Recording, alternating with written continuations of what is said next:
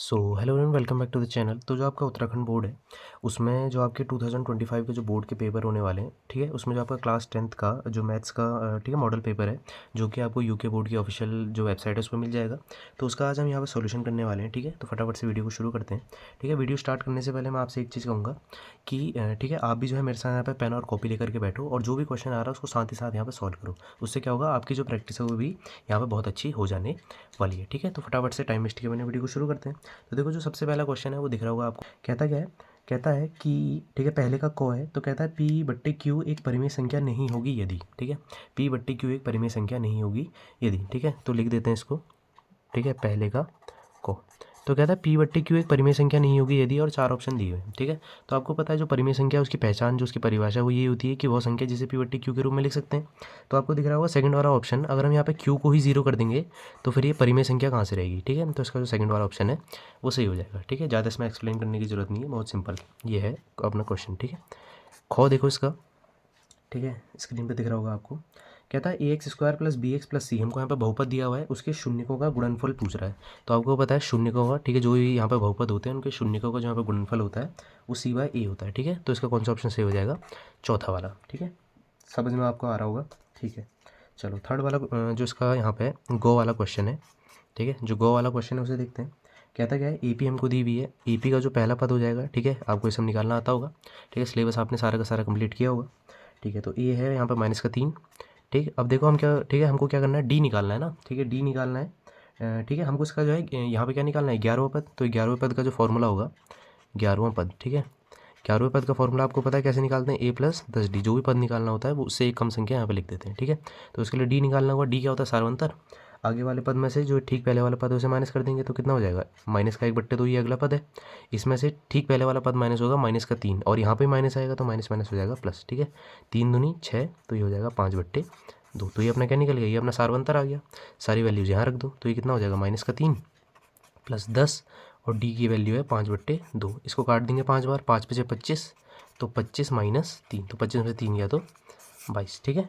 22 अपना आंसर आ गया। तो इस एपी का जो यहाँ पे 11वां पद है वो 22 हो जाएगा, मतलब सेकंड वाला ऑप्शन आपका ठीक हो जाएगा, ठीक है। चलो घो वाला देखते हैं, घो वाला क्या कह रहा है। घो वाला कह रहा है कि यदि थीटा बराबर 60 तो सेक थीटा का मान होगा, मतलब कुल मिला करके हमने यहाँ पे सेक 60 की वैल्यू निकालनी है, ठीक है। तो ये सारी की सारी आपने टेबल याद की होगी, सारी वैल्यूज आपको याद होनी चाहिए, ठीक है। ठीक है, एग्जाम में, ठीक है, बोर्ड का पेपर देने से पहले एक बार वो पूरी टेबल याद कर लेना, क्योंकि ऐसे वैल्यूज़ 1-2 नंबर की कई बार आ जाती हैं, ठीक है। तो सेक थीटा की वैल्यू आपको पता होनी चाहिए, 2 होती है, ठीक है। तो इसका कौन सा ऑप्शन ठीक हो जाएगा, इसका भी सेकंड वाला ऑप्शन सही हो जाएगा, ठीक। चलो अगला क्या कह रहा है, डो।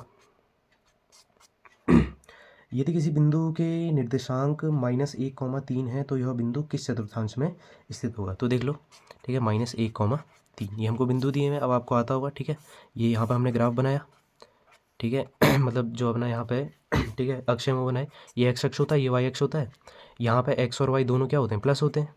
यहाँ पे क्या होता है, यहाँ पे एक्स माइनस होता है और वाई प्लस होता है। यहाँ पे क्या होता है, यहाँ पे यहाँ पे एक्स और वाई दोनों माइनस होते हैं, और यहाँ पे एक्स प्लस होता है और वाई माइनस होता है, ठीक है। तो देख लो, यहाँ पे एक्स माइनस है, वाई प्लस है, तो कौन सा दूसरा चतुर्थांश यहाँ पर हो गया, ठीक है, दूसरा चतुर्थांश, ठीक है। आपको समझ में आ गया होगा, ठीक है, गलत लिख दिया मैंने, चतुर्थांश ही आएगा, ठीक है। तो इसका मतलब कौन सा ऑप्शन हो जाएगा, इसका स्पीच यहाँ पे सेकंड वाला ऑप्शन हो जाएगा।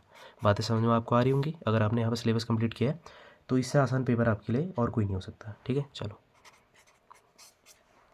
चौवाला, निम्नलिखित में से किस घटना के घटित होने की प्रायिकता नहीं हो सकती है। तो देखो, आपको पता है एक तो जो यहाँ पे है, ठीक है, मैं आपको यहाँ पे कुछ एक्स्ट्रा भी वो बता देता हूँ। वैसे इसका जो आंसर होगा वो यहाँ पे सेकंड वाला होगा, ठीक है, क्योंकि आपको पता है कि जो प्रायिकता है वो कभी जो है माइनस की नहीं हो सकती, पहली बात तो, और दूसरी बात एक से ज़्यादा नहीं हो सकती। प्रायिकता हमेशा 0 और 1 के बीच में रहती है, प्रायिकता हमेशा 0 और 1 के बीच में रहती है, इसको ध्यान रखना, ठीक है। 0 और 1 के बीच में रहती है प्रायिकता, ना माइनस हो सकती है और ना 1 से ज़्यादा। तो इसका मतलब जो है इसकी यहाँ पे जो जो इसका ऑप्शन सही हो जाएगा वो हो जाएगा -1.5, ठीक है। चलो 6 वाला देखते हैं। 6 वाला क्या कह रहा है, कह रहा है कि सभी संभावित त्रिभुज होते हैं। तो देखो, जो यहाँ पे सभी संभावित त्रिभुज है, मतलब कि है ना, संभव मतलब ऐसे त्रिभुज जिसकी तीनों भुजाएं बराबर हैं। तो इसका मतलब वो क्या होते हैं, समरूप होते हैं, ये आपको पता होगा, समरूप। समझ में आपको आ रहा होगा। तो इसका कौन सा ऑप्शन थर्ड, यहाँ पे जो है थर्ड वाला ऑप्शन इसका ठीक हो जाने वाला है, ठीक है। चलो आगे बढ़ते हैं, जॉ वाला देखते हैं। क्या कहता है, कहता है यदि बी स्क्वायर -4ac बराबर 0 तो मूलों की प्रकृति होगी, ठीक है। इसे भी कर लेते हैं, सिंपल है। बी स्क्वायर माइनस 4ac बराबर 0, ये कह रहा है। तो देखो आपको पता है इसको हम बोलते हैं विविक्तिकर सूत्र, ठीक है, इस चीज़ के बारे में आपको पता होगा। तो यहाँ पे बी स्क्वायर माइनस 4ac बराबर जो है 0 के बराबर है, ठीक है, ये जो है मतलब यहाँ पे 0 के बराबर है। तो जब भी ऐसी स्थिति होती है तो आपको पता है दो बराबर मूल होते हैं, ठीक है, ये आपने पढ़ा होगा, दो बराबर मूल होते हैं, ठीक है, दो बराबर जो है मूल होते हैं, ठीक। चलो तो इसका कौन सा ऑप्शन ठीक हो जाएगा, इसका सेकंड वाला ऑप्शन सही हो जाएगा, ठीक है, चीज़ समझ में आपको आ रही होंगी। चलो अब देखो यहाँ पे जो हमने ये टिक मार्क वाले क्वेश्चन है ये हो चुके हैं ख़त्म। अब हम बढ़ते हैं आगे, ठीक है। चलो अब यहाँ से सेकंड क्वेश्चन जो है वो शुरू हो चुका है। कहता क्या है, कहता है कॉस ए को सेक ए के पदों में बदलो, ठीक है। तो कॉस ए जो है उसको हमें चेंज किस में करना है, उसको हमें चेंज करना है सेक ए में, ठीक है। तो आपको पता है कॉस ए का जो फॉर्मूला होता है वो क्या होता है, यहाँ पे कॉस ए का फॉर्मूला होता है वो क्या होता है, 1/sec ए। तो ये चेंज हो गया sec ए के पदों में, ठीक है, क्योंकि कॉस ए sec ए का क्या होता है, उल्टा बोल सकते हो या फिर बोल सकते हो जो उसका क्या होता है व्युत्क्रम होता है, ठीक है ना, क्योंकि जो sec ए है वो होता है 1/cos ए के बराबर। तो जो कॉस है वो 1/sec ए के बराबर हो जाएगा, ठीक है। तो कॉस को sec के पदों में बदलना था वो हमने कर दिया, समझ में आपको आ गया होगा। थर्ड वाला क्वेश्चन देखो, कहता है किसी घटना के निश्चित घटित होने की प्रायिकता कितनी होती है। देखो यहाँ पे क्या कह रहा है कि एक है ना, कोई एक घटना है जिसमें आपको पता है कि वो होनी ही होनी है, तो उसकी प्रायिकता कितनी होती है, एक होती है। कितनी होती है प्रायिकता, एक, मतलब जो है ना जो घटना पता है कि होगी होगी तो उसकी प्रायिकता कितनी होती है, एक, ठीक। चलो फोर्थ वाला क्वेश्चन देखते हैं। कहता है एक बिंदु P से वृत्त पर स्पर्श रेखा की लंबाई 24 सेंटीमीटर तथा P की केंद्र से दूरी 25 सेंटीमीटर है, तो वृत्त की त्रिज्या ज्ञात कीजिए, ठीक है। तो इसके लिए क्या करना पड़ेगा, चित्र बनाना पड़ेगा।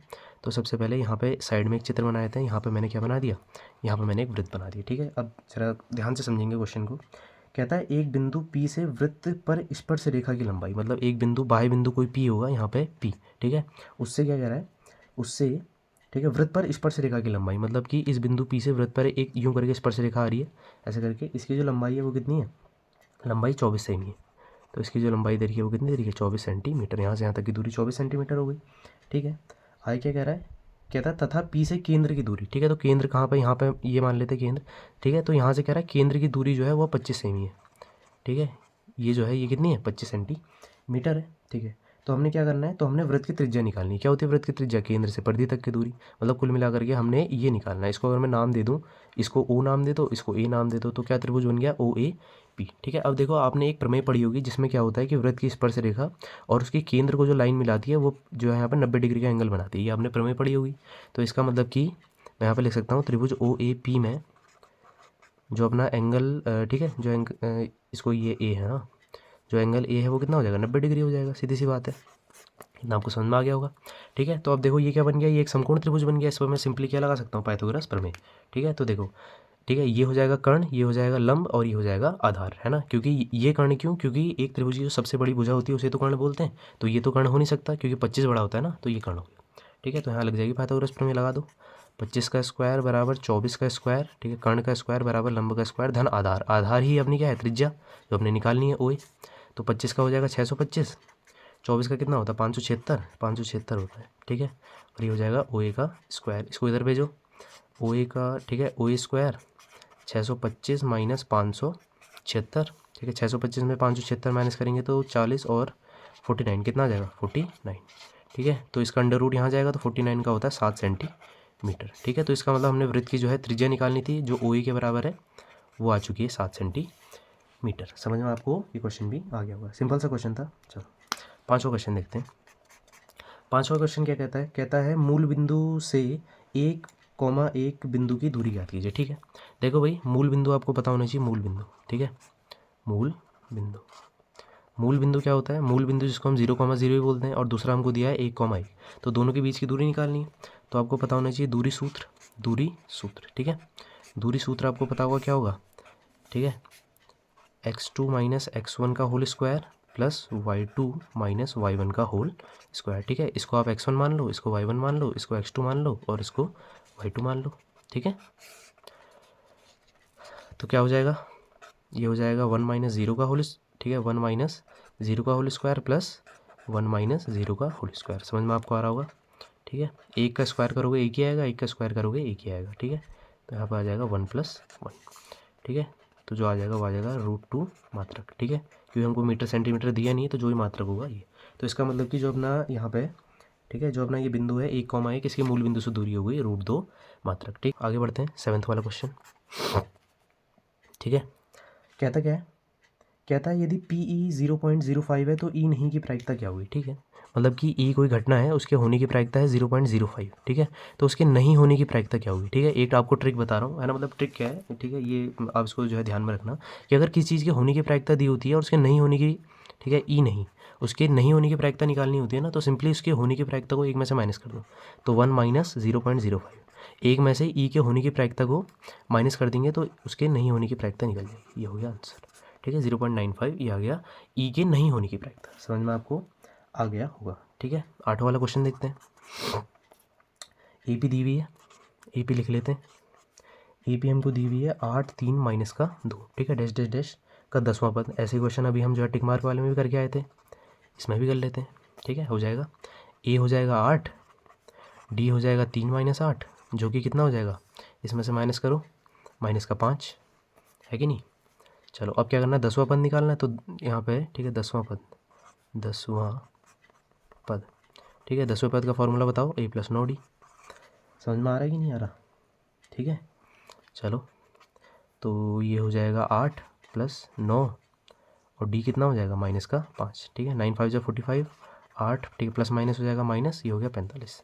बात समझ में आ रही है, ठीक है। तो 5 6 7 8, तो ये हो जाएगा माइनस का 37, ठीक है। ये हो गया अपना आंसर, ठीक है। सही माइनस किया ना, बिल्कुल 5 3 8 होता है, सही है। तो इसका मतलब जो इसका ई पी का जो यहाँ पे 10वां पद है वो कितना हो जाएगा, माइनस का 37। तो अब देखते हैं इसका 9वां वाला क्वेश्चन, ठीक है। इसमें देखो आपको, ठीक है, दिख रहा होगा, इसमें आपको ग्राफ दिया हुआ है और इसमें शून्य की संख्या याद करने को कह रहा है, ठीक है। तो मैं ग्राफ बना देता हूँ एक बारी, आपको स्क्रीन पे भी दिख रहा होगा वैसे, ठीक है, ये और ये, ठीक है। तो आपको पता है कि देखो, ठीक है, जो ये लाइन है ना, ये जितनी बार एक्स अक्ष को काटती है, ठीक है, उसको, है ना, जितनी बार काट करके जाती है उतनी शून्य की संख्या होती है, ये आपने पढ़ा होगा, ठीक है। तो एक तो यहाँ पे काट रहा है, एक यहाँ पे, एक यहाँ पे और एक यहाँ पे, तो शून्य कितने हो जाएंगे, शून्य हो गए 4, ठीक है। तो शून्य की संख्या कितनी हो गई, इस लाइन के जो शून्य गए वो हो गई 4, ठीक है। चलो आगे बढ़ते हैं। अब देखते हैं अपना यहाँ पे 10 वाला क्वेश्चन। कहता क्या है, कहता है x square plus 7x plus 10 के शून्य ज्ञात कीजिए। चलो x square plus 7x plus 10, ठीक है। एक काम करो, इसको 0 के बराबर मान लो, ठीक है। अच्छा, अब यहाँ पर हम क्या लगाएंगे, यहाँ पर हम यूज़ करेंगे गुणनखंड विधि, ठीक है। ये चीज़ आपको वैसे सारी की सारी साइड में करनी होती है, ठीक है। तो ए इसका हो जाएगा 1, ठीक है, बी हो जाएगा 7 और सी हो जाएगा 10, ये आपको आता होगा, ठीक है। सी गुणा ए से करेंगे तो कितना आ रहा है, 10। तो ऐसी दो संख्या सोचनी है जिनकी गुणा करके 10 आए, जोड़ करके या फिर घटा करके 7 आए, ठीक है। तो कितना हो जाएगा, 5 और 2, 5 और 2, है ना, 5 और 2 को जोड़ोगे तो 7 हो जाएगा और इनकी गुणा करोगे तो कितना आ जाएगा, 10, है ना, और जोड़ोगे तो कितना आ जाएगा, 7। तो अब आपने क्या करना है, 7 को तोड़ करके लिख देना है, ठीक है। X square plus 5x plus 2x plus 10 बराबर 0, ये आ गए अलग ब्रैकेट में, ये आ गए अलग ब्रैकेट में, ये सब आपने पढ़ रखा हुआ है, ठीक है। यहाँ से x कॉमन आ जाएगा, x प्लस 5, यहाँ से 2 कॉमन आ जाएगा, यहाँ भी x प्लस 5, ठीक है। देखो एक चीज़ ध्यान रखना, आपके ना ये वाले जो ब्रैकेट हैं सेम आने चाहिए, ठीक है। अगर आपके सेम नहीं आ रहे मतलब आपने कुछ ना कुछ मिस्टेक कर दी क्वेश्चन में, ठीक है। तो ठीक है, तो आप क्या करेंगे, एक बार, है ना, ये दोनों सेम है तो एक बार इनमें से एक को 0 के बराबर रख दो और एक बार जो ये वाले हैं जहाँ पे, ठीक है, जो ये अपने ब्रैकेट है इनके बाहर हैं, इनको एक बार 0 के बराबर रख दो। तो x प्लस 5 को अगर 0 के बराबर रखोगे तो x आ जाएगा माइनस का 5, x आ जाएगा माइनस का 5, तो ये पहला शून्य हो गया। और x प्लस 2 को 0 के बराबर रखोगे तो x आ गया माइनस का 2, ठीक है। तो हमने दो शून्य निकालने थे, वो निकल गए -5 और यहाँ पे माइनस का 2, ठीक है। समझ में आपको आ गया होगा। आगे बढ़ते हैं। अब क्या कह रहा है, ठीक है, 11वां क्वेश्चन है, 11th क्वेश्चन, ठीक है। आकृति आपको दिख रही होगी स्क्रीन पे, ठीक है। अच्छा, तो यहाँ पे डी जो यहाँ पे, ठीक है, लाइन है वो हमको बी सी के समांतर दी है और क्या दिया हुआ है, ए डी जो है, ए डी बट्टे डी बी, ठीक है। ए टी बट्टे डी बी कितना दिया हुआ है, 2/3, ठीक है। और ई सी जो दिया हुआ है, ठीक है, ई सी जो हमको यहाँ पे दिया हुआ है वो कितना दिया हुआ है, 6 सेंटीमीटर। हमने निकालना क्या है, ए ही निकालना है, हमने क्या निकालना है, ए, ठीक है। तो देखो यहाँ पर आपने प्रमेय एक पढ़ी होगी, ठीक है, जिसे बोलते हैं आधारभूत, ठीक है ना, आधारभूत समानुपातिकता प्रमेय, ठीक। तो यहाँ पे अगर एक लाइन जो है एक त्रिभुज को काट करके जाती है और जो उसका आधार है और जो ये लाइन है दोनों आपस में समांतर हैं, तो जो ये वाली भुजा का अनुपात है और जो ये वाली भुजा का अनुपात है वो बराबर होता है ये वाली और ये वाली भुजा के अनुपात की, आपने पढ़ा होगा, ठीक है। ये आपके जो है त्रिभुज के चैप्टर में से ही है। तो देखो यहाँ पर हमको ये दिया हुआ है, तो इसका मतलब यहाँ पे ए हमने निकालना है, ठीक है। तो मैं लिख सकता हूँ आधारभूत, आधारभूत समानुपातिकता, ठीक है, समानुपातिकता प्रमेय से क्या हो जाएगा आधारभूत समानुपातिकता प्रमेय से, बताओ। AD बट्टे DB जो है ना, जो इधर की भुजाओं का जो अनुपात है वो बराबर हो जाएगा उधर की भुजाओं के अनुपात के, AE/EC के। देखो AD/DB की वैल्यू कितनी दी हुई है, 2/3। AE की वैल्यू हमने निकालनी है, EC की वैल्यू कितनी दी हुई है, 6। तो इसकी गुणा यहाँ तिर्यक गुणा कर दो दोनों की, तो कितना आ जाएगा, 3AE बराबर 12, है कि नहीं, ठीक है ना। यहाँ इसकी गुणा कर दी तो 12 आ गया, ठीक है। तो AE की जो वैल्यू आ जाएगी वो आ जाएगी 12/3 मतलब 4 सेंटीमीटर। ये हो गया आंसर, ठीक है। बात समझ में आपको आ गई होगी, ठीक है। तो सिंपल क्वेश्चन है, कोई ऐसा क्वेश्चन नहीं है जो समझ में ना आए, ठीक है। चलो अगला क्वेश्चन देखते हैं, 12वां क्वेश्चन, ठीक है। 12वां क्वेश्चन क्या कहता है, 12वां क्वेश्चन कहता है HCF, ठीक है। हमको यहाँ पे दो संख्याएं दी हुई हैं, ठीक है, 306 और 657 बराबर 9, ठीक है। दो संख्याएं दी हुई हैं, इनका जो हमको यहाँ पे HCF दिया हुआ है 9 दिया हुआ है, हमने इनका LCM निकालना है, ठीक है। तो आपको, ठीक है, एक फॉर्मूला पता होगा, HCF गुणा LCM बराबर जो होता है वो संख्याओं के गुणन के बराबर होता है, ठीक है। मतलब दो जो संख्या है उनका अगर आप HCF और LCM की गुणा करोगे तो उनके गुणन के बराबर आता है संख्याओं का गुणन, ठीक है। तो बस ये फॉर्मूला लगाओ और सॉल्व कर दो। HCF कितना दिया हुआ है, 9, LCM हमने निकालना है, ठीक है। बात समझ रहे हो ना, ठीक है। और संख्याओं का गुणन जो है वो कितना हो जाएगा, 306 गुणा 657, ठीक है। अब ये जो 9 है इसके साथ गुणा में है तो वहाँ चले जाएगा भाग में, तो कितना हो जाएगा, 306 × 657/9, ठीक है। इसको सॉल्व कर लेना, जो भी आपका आंसर आएगा वो आप मुझे यहाँ पर कमेंट सेक्शन में, ठीक है, बता सकते हो, ठीक है, कि 12th का इतना आंसर आया, ठीक है। ये आपका आंसर हो जाएगा, ठीक। पहले इनकी गुणा करके 9 से भाग दे देना। चलो आगे बढ़ते हैं। देखो जो आपका 13th वाला क्वेश्चन है ना, इसमें कह रहा है कि सिद्ध कीजिए कि √3 एक यहाँ पे जो अपरिमेय संख्या है, ठीक है, इसके अथवा वाला भी। तो यहाँ पे जो है, ठीक है, इनमें थोड़ा सा हिंदी लिख करके, ठीक है, इनको यहाँ पे सॉल्व करना होता है। तो ये चीज़ आप जो है ना, इसको खुद से कर सकते हो सिंपली, कोई इतना मतलब कोई यहाँ पर टफ क्वेश्चन नहीं है, ठीक है। तो अब हम बढ़ते हैं यहाँ पर 14th क्वेश्चन पर, ठीक है। तो कहता क्या है, कहता है 2 क्रमागत धनात्मक पूर्णांक ज्ञात कीजिए जिनके वर्गों का योग जो है यहाँ पे कितना हो, 364 हो, ठीक है। तो अच्छा क्वेश्चन है, इसको करते हैं, ये काम करते हैं, अगले पेज में ही कर लेते हैं, है ना, क्योंकि बड़ा क्वेश्चन है तो जगह तो लेगा, ठीक है। तो कौन सा क्वेश्चन है, 14th क्वेश्चन है, ठीक है, 14th क्वेश्चन, ठीक है।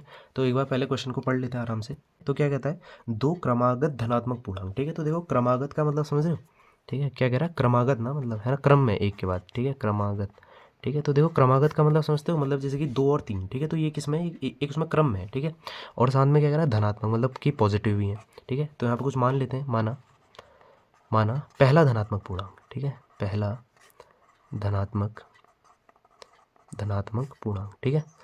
तो देखो पहला जो धनात्मक पूर्णांक है, ठीक है, हाँ बिल्कुल, ठीक है। तो अगर मैं उसको x मान लूँगा तो दूसरा क्या हो जाएगा बताओ, ठीक है। तो दूसरा अपने आप x+1 हो जाएगा, है ना। अगर पहला 2 होगा तो दूसरा 3 होगा, मतलब उसमें 1 जुड़ गया, ठीक है। तो पहला जो है मैंने x मान लिया, तो दूसरा अपने आप x+1 हो जाएगा, ठीक है। बात समझ गए हो आप मेरी। अच्छा, तो कहता क्या है, जिनके वर्गों का योग 364 है, मतलब कि पहले का मैंने वर्ग कर दिया, ठीक है, अकॉर्डिंग टू क्वेश्चन, जो पहली संख्या उसका वर्ग किया और जोड़ दिया उसमें दूसरी संख्या का वर्ग, तो वो किसके बराबर है, कह रहा है 364 के बराबर। बात आपको समझ में आई, ठीक है। चलो अब क्या करेंगे, देखो x² यहाँ लगा दो, a+b का whole square, a² + b² + 2ab, ठीक है। और यहाँ कितना हो जाएगा, 364। बात समझ में आ गई होगी। x² + x² 2x², है कि नहीं, ये हो जाएगा, ठीक है, 2x, और ये हो जाएगा 1, इसको भी इधर ले आओ, है ना। तो ये हो जाएगा कितना, ये हो जाएगा आपका यहाँ पे 364 माइनस का, ठीक है। बात आपको समझ में आ रही होगी, ठीक है। कि जो पेपर है यहाँ पे ना कुछ शायद मिस्टेक हो गई, यहाँ पे 3 है ना, जो उनका योग है 365 होना चाहिए था, है ना, शायद, ठीक है। क्योंकि जो आपकी बुक है उसमें जो क्वेश्चन है उसमें शायद जो है 365 है, ठीक है। तो यहाँ पे 365 आएगा तभी सही से सॉल्व भी हो पाएगा, है ना। वरना इसको फिर सॉल्व करने में जो इसका आंसर आएगा वो यहाँ पर पॉइंट में ही आने वाला है, ठीक है। तो पॉइंट में तो होनी, ठीक है, ऐसे तो पॉइंट में होंगे नहीं, तो यहाँ पर 365 होगा, ठीक है। मेरे हिसाब से यहाँ पर जो है कुछ ना कुछ इस क्वेश्चन में मिस्टेक हो गई है, ठीक है। जो यहाँ पे शायद इसकी प्रिंटिंग हुई, वो हुई, पता नहीं, कुछ ना कुछ मिस्टेक हो गई। तो यहाँ पे कितना हो जाएगा, 365 हो जाएगा। बात समझ रहे हो, मतलब कि उनके वर्गों का योग 364 नहीं 365 है, ठीक है। तो आगे इसको सॉल्व कर लेते हैं, 2x² + 2x, 365 में से 1 गया तो कितना हो जाएगा, 364। बात समझ में आ रही है आपको, ठीक है। अब देखो एक काम करो, यहाँ पे 2 2 2 मतलब कि ये जो है ये सारे के सारे 2 से भाग जा सकते हैं, तो एक काम करो 2 कॉमन निकाल दो, ठीक है। तो इससे थोड़ा सा और ईजी बन जाएगा, 2 × 1 = 2, 2 × 8 = 16, 182 आ जाएगा, ठीक है। आपको बात समझ में यहाँ पे आ गई होगी। तो अपने पास क्या आ गई, एक द्विघात समीकरण आ गई। तो इसको हम हल कर सकते हैं। ए ले लो, इसका 1 हो जाएगा, बी जो है वो 1 हो जाएगा, सी हो जाएगा माइनस का 182। ठीक है, तो चाहो तो आप इसको जो है गुणनखंड विधि से कर लो, चाहो तो आप इसको जो है जो हमारा सूत्र होता है ना द्विघाती सूत्र, उससे कर लो। तो एक काम करते हैं, द्विघाती सूत्र से ही कर लेते हैं। ठीक है, आपको थोड़ा सा उसकी प्रैक्टिस भी हो जाएगी। तो क्या होता है, minus B plus minus under root B square minus 4ac/2a, इससे कर लेते हैं, कोई दिक्कत नहीं है। तो क्या हो जाएगा, माइनस बी मतलब माइनस का 1 प्लस माइनस 1 का स्क्वायर तो 1 ही रहेगा। ठीक है, 4ac 4 गुणा 1 गुणा ठीक है माइनस का 182/2a मतलब कि 2 गुणा 1। ठीक है, समझ रहे हो। ठीक है, चलो अब देखो अब क्या हो जाएगा, ये तो ये हो जाएगा। ठीक है, अब देखो यहाँ पे है माइनस का 182। ठीक है, बात समझ रहे हो, यहाँ पे है माइनस का 182 और सामने है माइनस का 104। ठीक है, सामने भी कितना है, माइनस का जो है यहाँ पे 4 है। ठीक है, 104 का। तो यहाँ पे दोनों की जब गुणा होगी तो जो आंसर आने वाला है वो यहाँ पे प्लस का आएगा, है ना, क्योंकि दोनों जो है माइनस में, तो माइनस माइनस क्या होता है, प्लस। ठीक है, तो 182 गुणा अगर हम 4 से करेंगे तो कितना आ जाएगा, 728। ठीक है, और यहाँ पे यहाँ पे ये प्लस का क्यों है, क्योंकि माइनस की गुणा माइनस से भी तो प्लस का हो गया, बट्टे में 2। ठीक है, यहीं पे कर लेते हैं आगे। ये बन जाएगा -1 प्लस माइनस अंडर रूट 729/2। ठीक है, 729 किसका अंडर रूट होता है, ये हमको ठीक है आपको याद होना चाहिए। ठीक है, 27 का अंडर रूट होता है, किसका अंडर रूट होता है, 27 का। ठीक है, तो अब जब आखिरी में हमारा अंडर रूट निकल जाता है तो हम क्या करते हैं, एक बार पॉजिटिव लेते हैं और एक बार लेते हैं नेगेटिव। ठीक है, तो एक बार पॉजिटिव ले लो तो कितना हो जाएगा, माइनस का 1 प्लस 27। ठीक है, बट्टे 2, बात समझ में आपको आ रही होगी। ये हो जाएगा 26/2 मतलब कि 13। ठीक है, एक तो ये आ गया आंसर। अब एक बार माइनस रख के भी देख लेते हैं। देखो माइनस का तो होगा नहीं, क्योंकि जो आंसर आएगा ना वो यहाँ पर माइनस में आएगा, और उसने सवाल में बोला था धनात्मक पूर्णांक। तो इसका मतलब कि जो अपना यहाँ पे पहला धनात्मक पूर्णांक है वो 13 हो गया, और जो हम, ठीक है देखो पहला जो हो गया एक्स की वैल्यू तो 13 आ गई। ठीक है, जो दूसरा है वो कितना हो जाएगा, 13 + 1 मतलब कि 14। बात आपको समझ में आ गई। तो हमने सॉल्व करना था। एक यहाँ पे इसमें जो है यहाँ पे एक छोटी सी मिस्टेक थी, 300। ठीक है, जो क्वेश्चन है उसमें 364 दिया हुआ है, होना यहाँ पे 365 चाहिए था। ठीक है, तभी अच्छे से सॉल्व हो पाता। ठीक, तो अब देखते हैं अगला क्वेश्चन। तो अब देखते हैं अपना क्वेश्चन नंबर, ठीक है, अब देखते हैं अपना क्वेश्चन नंबर 15। ठीक है, अच्छा क्वेश्चन है। कहता क्या है, कहता है फूलों की क्यारी की पहली पंक्ति में 23, दूसरी में, ठीक है, दूसरी पंक्ति में 21, ठीक है, और इसी प्रकार से जो है वहाँ पर गुलाब है, और उसकी अंतिम पंक्ति में 5 गुलाब के पौधे हैं। इस क्यारी में कुल कितनी पंक्तियाँ हैं। अच्छा क्वेश्चन है। ठीक है, देखो, ठीक है, पहली पंक्ति है, पहली पंक्ति, तो पहली पंक्ति होगी उसमें कितने, ठीक है, उसमें जो यहाँ पे जो, ठीक है, उसमें जहाँ पे गुलाबों की संख्या है वो कितनी है, 23 है। ठीक है, 21 नहीं है, 23। दूसरी जो पंक्ति है, दूसरी पंक्ति में 21 है। ऐसे ही करते करते जो लास्ट वाली है, ठीक है, लास्ट पंक्ति, ठीक है, उसमें कितने गुलाब हैं, 5। तो हमने ये पता करना है कि ये जो अपनी क्यारी है इसमें कुल कितने जो है, ठीक है, उसमें कुल कितनी पंक्तियां हैं। तो देखो ये एपी बन गई। ये एपी में क्या कर रहा हूँ ना, ये तो इसने स्टार्ट यहाँ से किया है, पर मैं एपी कुछ इस टाइप से बना रहा हूँ। आ रही है आपको बात समझ में, मतलब जो उसका पहला पद होने वाला है ना, जो उसका पहला पद होने वाला है वो 5 होने वाला है। ठीक है, तो 5 से ये ऊपर की साइड को, तो इसका मतलब कि अगर ये एपी बनेगी तो कुछ ये ऐसे बनेगी कि ए जो हो जाएगा वो हो जाएगा 5। बात आपको समझ में आ रही होगी। ठीक है, उसी हिसाब से डी कितना हो जाएगा, डी हो जाएगा 2। ठीक है, और ए एन जिसको हम अंतिम पद भी बोलते हैं वो कितना हो जाएगा, 23। अंतिम पद यहाँ पर जो है 23 हो जाएगा। बात आपको समझ में आ रही है। ठीक है, तो यहाँ पर फॉर्मूला लगा देंगे ए एन बराबर a+n-1 और इनटू में डी का। ठीक है, ये तो बहुत बेसिक फार्मूला है, आपको याद होगा। ए एन अंतिम पद कितना है, 23, ए कितना है 5 प्लस n-1 की जगह n-1, और डी कितना है 2। ठीक है, इसको इधर भेज दो, तो 23 में से 5 गया बराबर n-1 और इनटू में 2। ठीक है, 23 में से 5 गया तो कितना बचा, 18। 18 बराबर n-1 और यहाँ पे, ठीक है। अब एक काम करो, देखो जो 2 है ना, ये यहाँ पे n-1 के साथ गुणा में है, तो यहाँ भेज देंगे तो कितना आ जाएगा, भाग में आ जाएगा, तो 18/2 9। ठीक है, यहाँ पे n है माइनस का, उधर भेजोगे तो प्लस का, तो n आ गया 9 + 1, इसका मतलब n का मान आ गया 10। इसका मतलब कि जो अपना आप है, ठीक है, जो वो बगीचा है उसमें जो पंक्तियों की संख्या है वो कितनी हो जाएगी, 10 हो जाएगी। ठीक, बात आपको समझ में आ गई होगी। ठीक है, अगला हमको क्या दिया हुआ है, अगला हमको यहाँ पे जो है बारंबारता एक बंटन दिया हुआ है। इसमें हमने करना क्या है, ठीक है, कहता है कि यदि माध्य जेब खर्च जो है वो 18 रुपये है, तो हमने एफ की जो यहाँ पे लुप्त, ठीक है, जो यहाँ पे इसका बंटन है बारंबारता का, वो हमने यहाँ पे निकालना है। ठीक है, इसको हम अगले पेज में करेंगे, इसके अथवा में जो क्वेश्चन है। ठीक है, इसको हम यहाँ पे कर लेते हैं क्योंकि जगह बची हुई ना, वो यहाँ पे सिंपली हो भी जाएगा। ठीक है, 16 है, सॉरी ये, ठीक है, 16 के अथवा वाला कर रहे हैं, और जो यहाँ पे उसके ऊपर वाला उसको अभी हम अगले पेज में करेंगे, ठीक है। अथवा वाला करते हैं। कहता क्या है, कहता है एक थैले में 3 लाल 5 और 5 काली गेंद है, ठीक है। एक थैले में 3 लाल और 5 काली गेंद है। इसमें से इस थैले में से एक गेंद यादृच्छा निकाली जाती है, तो इसकी प्रायिकता क्या है कि वो गेंद जो निकलेगी वो लाल होने वाली है, ठीक है। तो एक काम करो, सबसे पहले कुल गेंदें निकाल लो, ठीक है। बहुत सिंपल क्वेश्चन है प्रायिकता का। कुल गेंदें, तो कुल गेंदें कितनी हो जाएंगी, 3 लाल हैं, 3 लाल गेंदें, 5 काली गेंदें, ठीक है। तो कुल जो गेंदें हो जाएंगी 8, 5 3 8। आपको बात समझ में आ गई होगी, ठीक है। तो पहला जो यहाँ पे वो कह रहा है, क्या कह रहा है कि क्या प्रायिकता होगी कि जो गेंद है वो लाल होगी, लाल है, ठीक है। गेंद के लाल होने की प्रायिकता। अच्छा, अब देखो आपको पता है कि जो यहाँ पे बहुत बेसिक फार्मूला होता है प्रायिकता का, क्या, संभावित परिणाम बट्टे कुल परिणाम। तो देखो संभावित परिणाम कितने हैं, 3, ठीक है। 3 लाल गेंद होगी तो परिणाम है ना संभावित, और कुल परिणाम कितने हैं, 8। तो ये हो गया 3/8 आंसर। मतलब कि लाल गेंद आने की जो प्रायिकता है वो कितनी हो जाएगी, 3/8। उसी के सेकंड पार्ट में क्या कह रहा है, इसी का सेकंड पार्ट है लाल नहीं हो। मतलब कि देखो ये तो होगी लाल गेंद आने की प्रायिकता, अब लाल गेंद ना आने की प्रायिकता क्या होगी, ये चीज़ मैंने आपको अभी जो, ठीक है, उसमें भी समझाया था, जो भी पहले क्वेश्चन आया था 1 नंबर वाला। तो मैंने आपको बताया था कि अगर किसी चीज़ के नहीं होने की प्रायिकता निकालनी है तो उसके होने की प्रायिकता में से 1 माइनस कर दो, ठीक है। तो इसका मतलब लाल गेंद आने की प्रायिकता कितनी, 3/8, तो 1 में से माइनस कर देंगे, तो 8 यहाँ, तो कितना आ गया, 5/8। इसका मतलब लाल गेंद ना आने की प्रायिकता हुई 5/8। ये चीज़ आपको समझ में आ गई होगी, ठीक है। अब जो इसके, ठीक है, जो इसके अथवा के ऊपर वाला है जिसमें हमको जो है लुप्त बारंबारता निकालनी है, उसको देखते हैं। तो अब देखते हैं जो अपना 16 वाला क्वेश्चन है, ठीक है, जो उसके अथवा का जो प्रायिकता का था वो हमने पहले कर लिया है। तो अब देखो यहाँ पे जो टेबल है उसको मैंने यहाँ पे बना करके तैयार कर लिया है। यहाँ पर हमको कहता क्या है, यहाँ पर हमको जो है, ठीक है, यहाँ पे जो अपना ये वाला कॉलम है उसमें हमको जेब भत्ता दिया हुआ है, और यहाँ पे दी हुई हमको बारंबारता, ठीक है।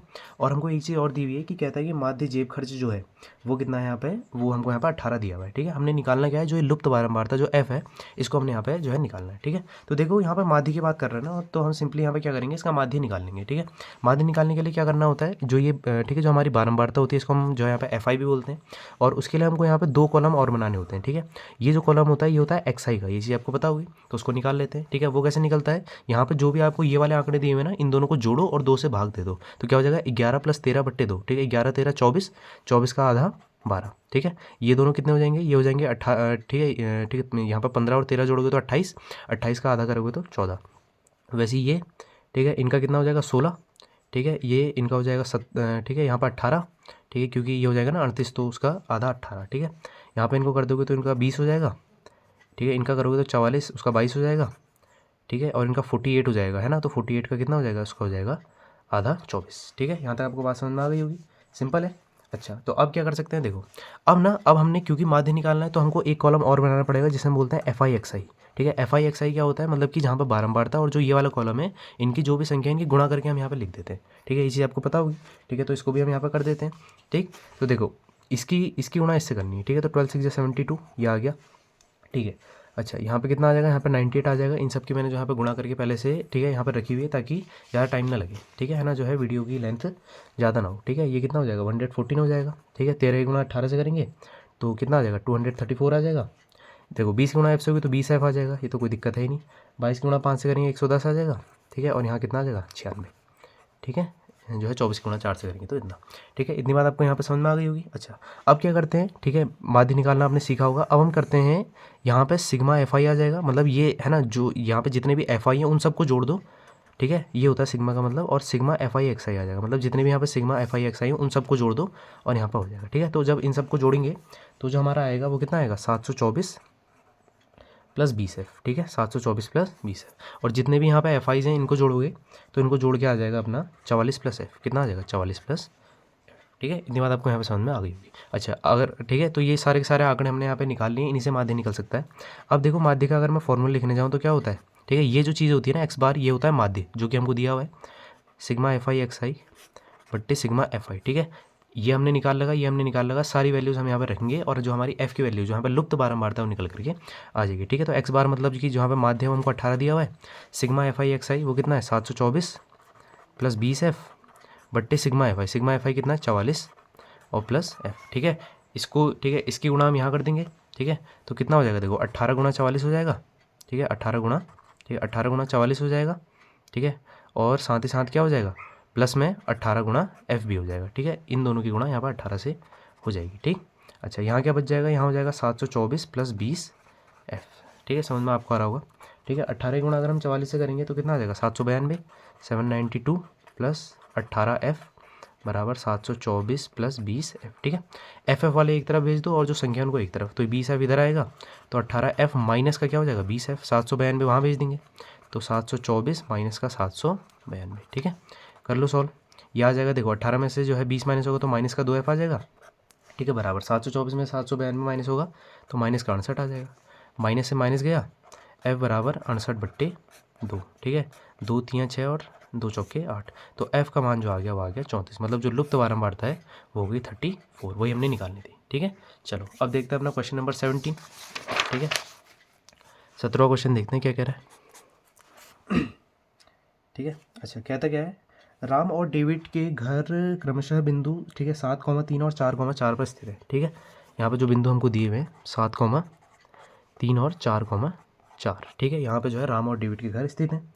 ठीक है, उनका विद्यालय जो है 2, ठीक है, 2,2 एक बिंदु है वहाँ पे स्थित है। ठीक है, यहाँ पे मैं लिख देता हूँ, चलो ठीक है, ये है राम का घर, ठीक है, वो ये वाले पॉइंट पे स्थित है, और डेविड का घर, ठीक है, डेविड का घर वो ये वाले पॉइंट पे स्थित है। ठीक है, ठीक है, अब देखो स्कूल दोनों एक ही जगह जाएंगे तो उन दोनों का जो यहाँ पर पॉइंट है ये है स्कूल। ठीक है, ये स्कूल का पॉइंट है, आपको बात समझ में आ रही होगी। ठीक है, अच्छा और क्या कहता है, एक ही समय पर जो है दोनों के दोनों घर से निकलते हैं तो ठीक है ना, एक ही, तो इनमें से पहले जो है विद्यालय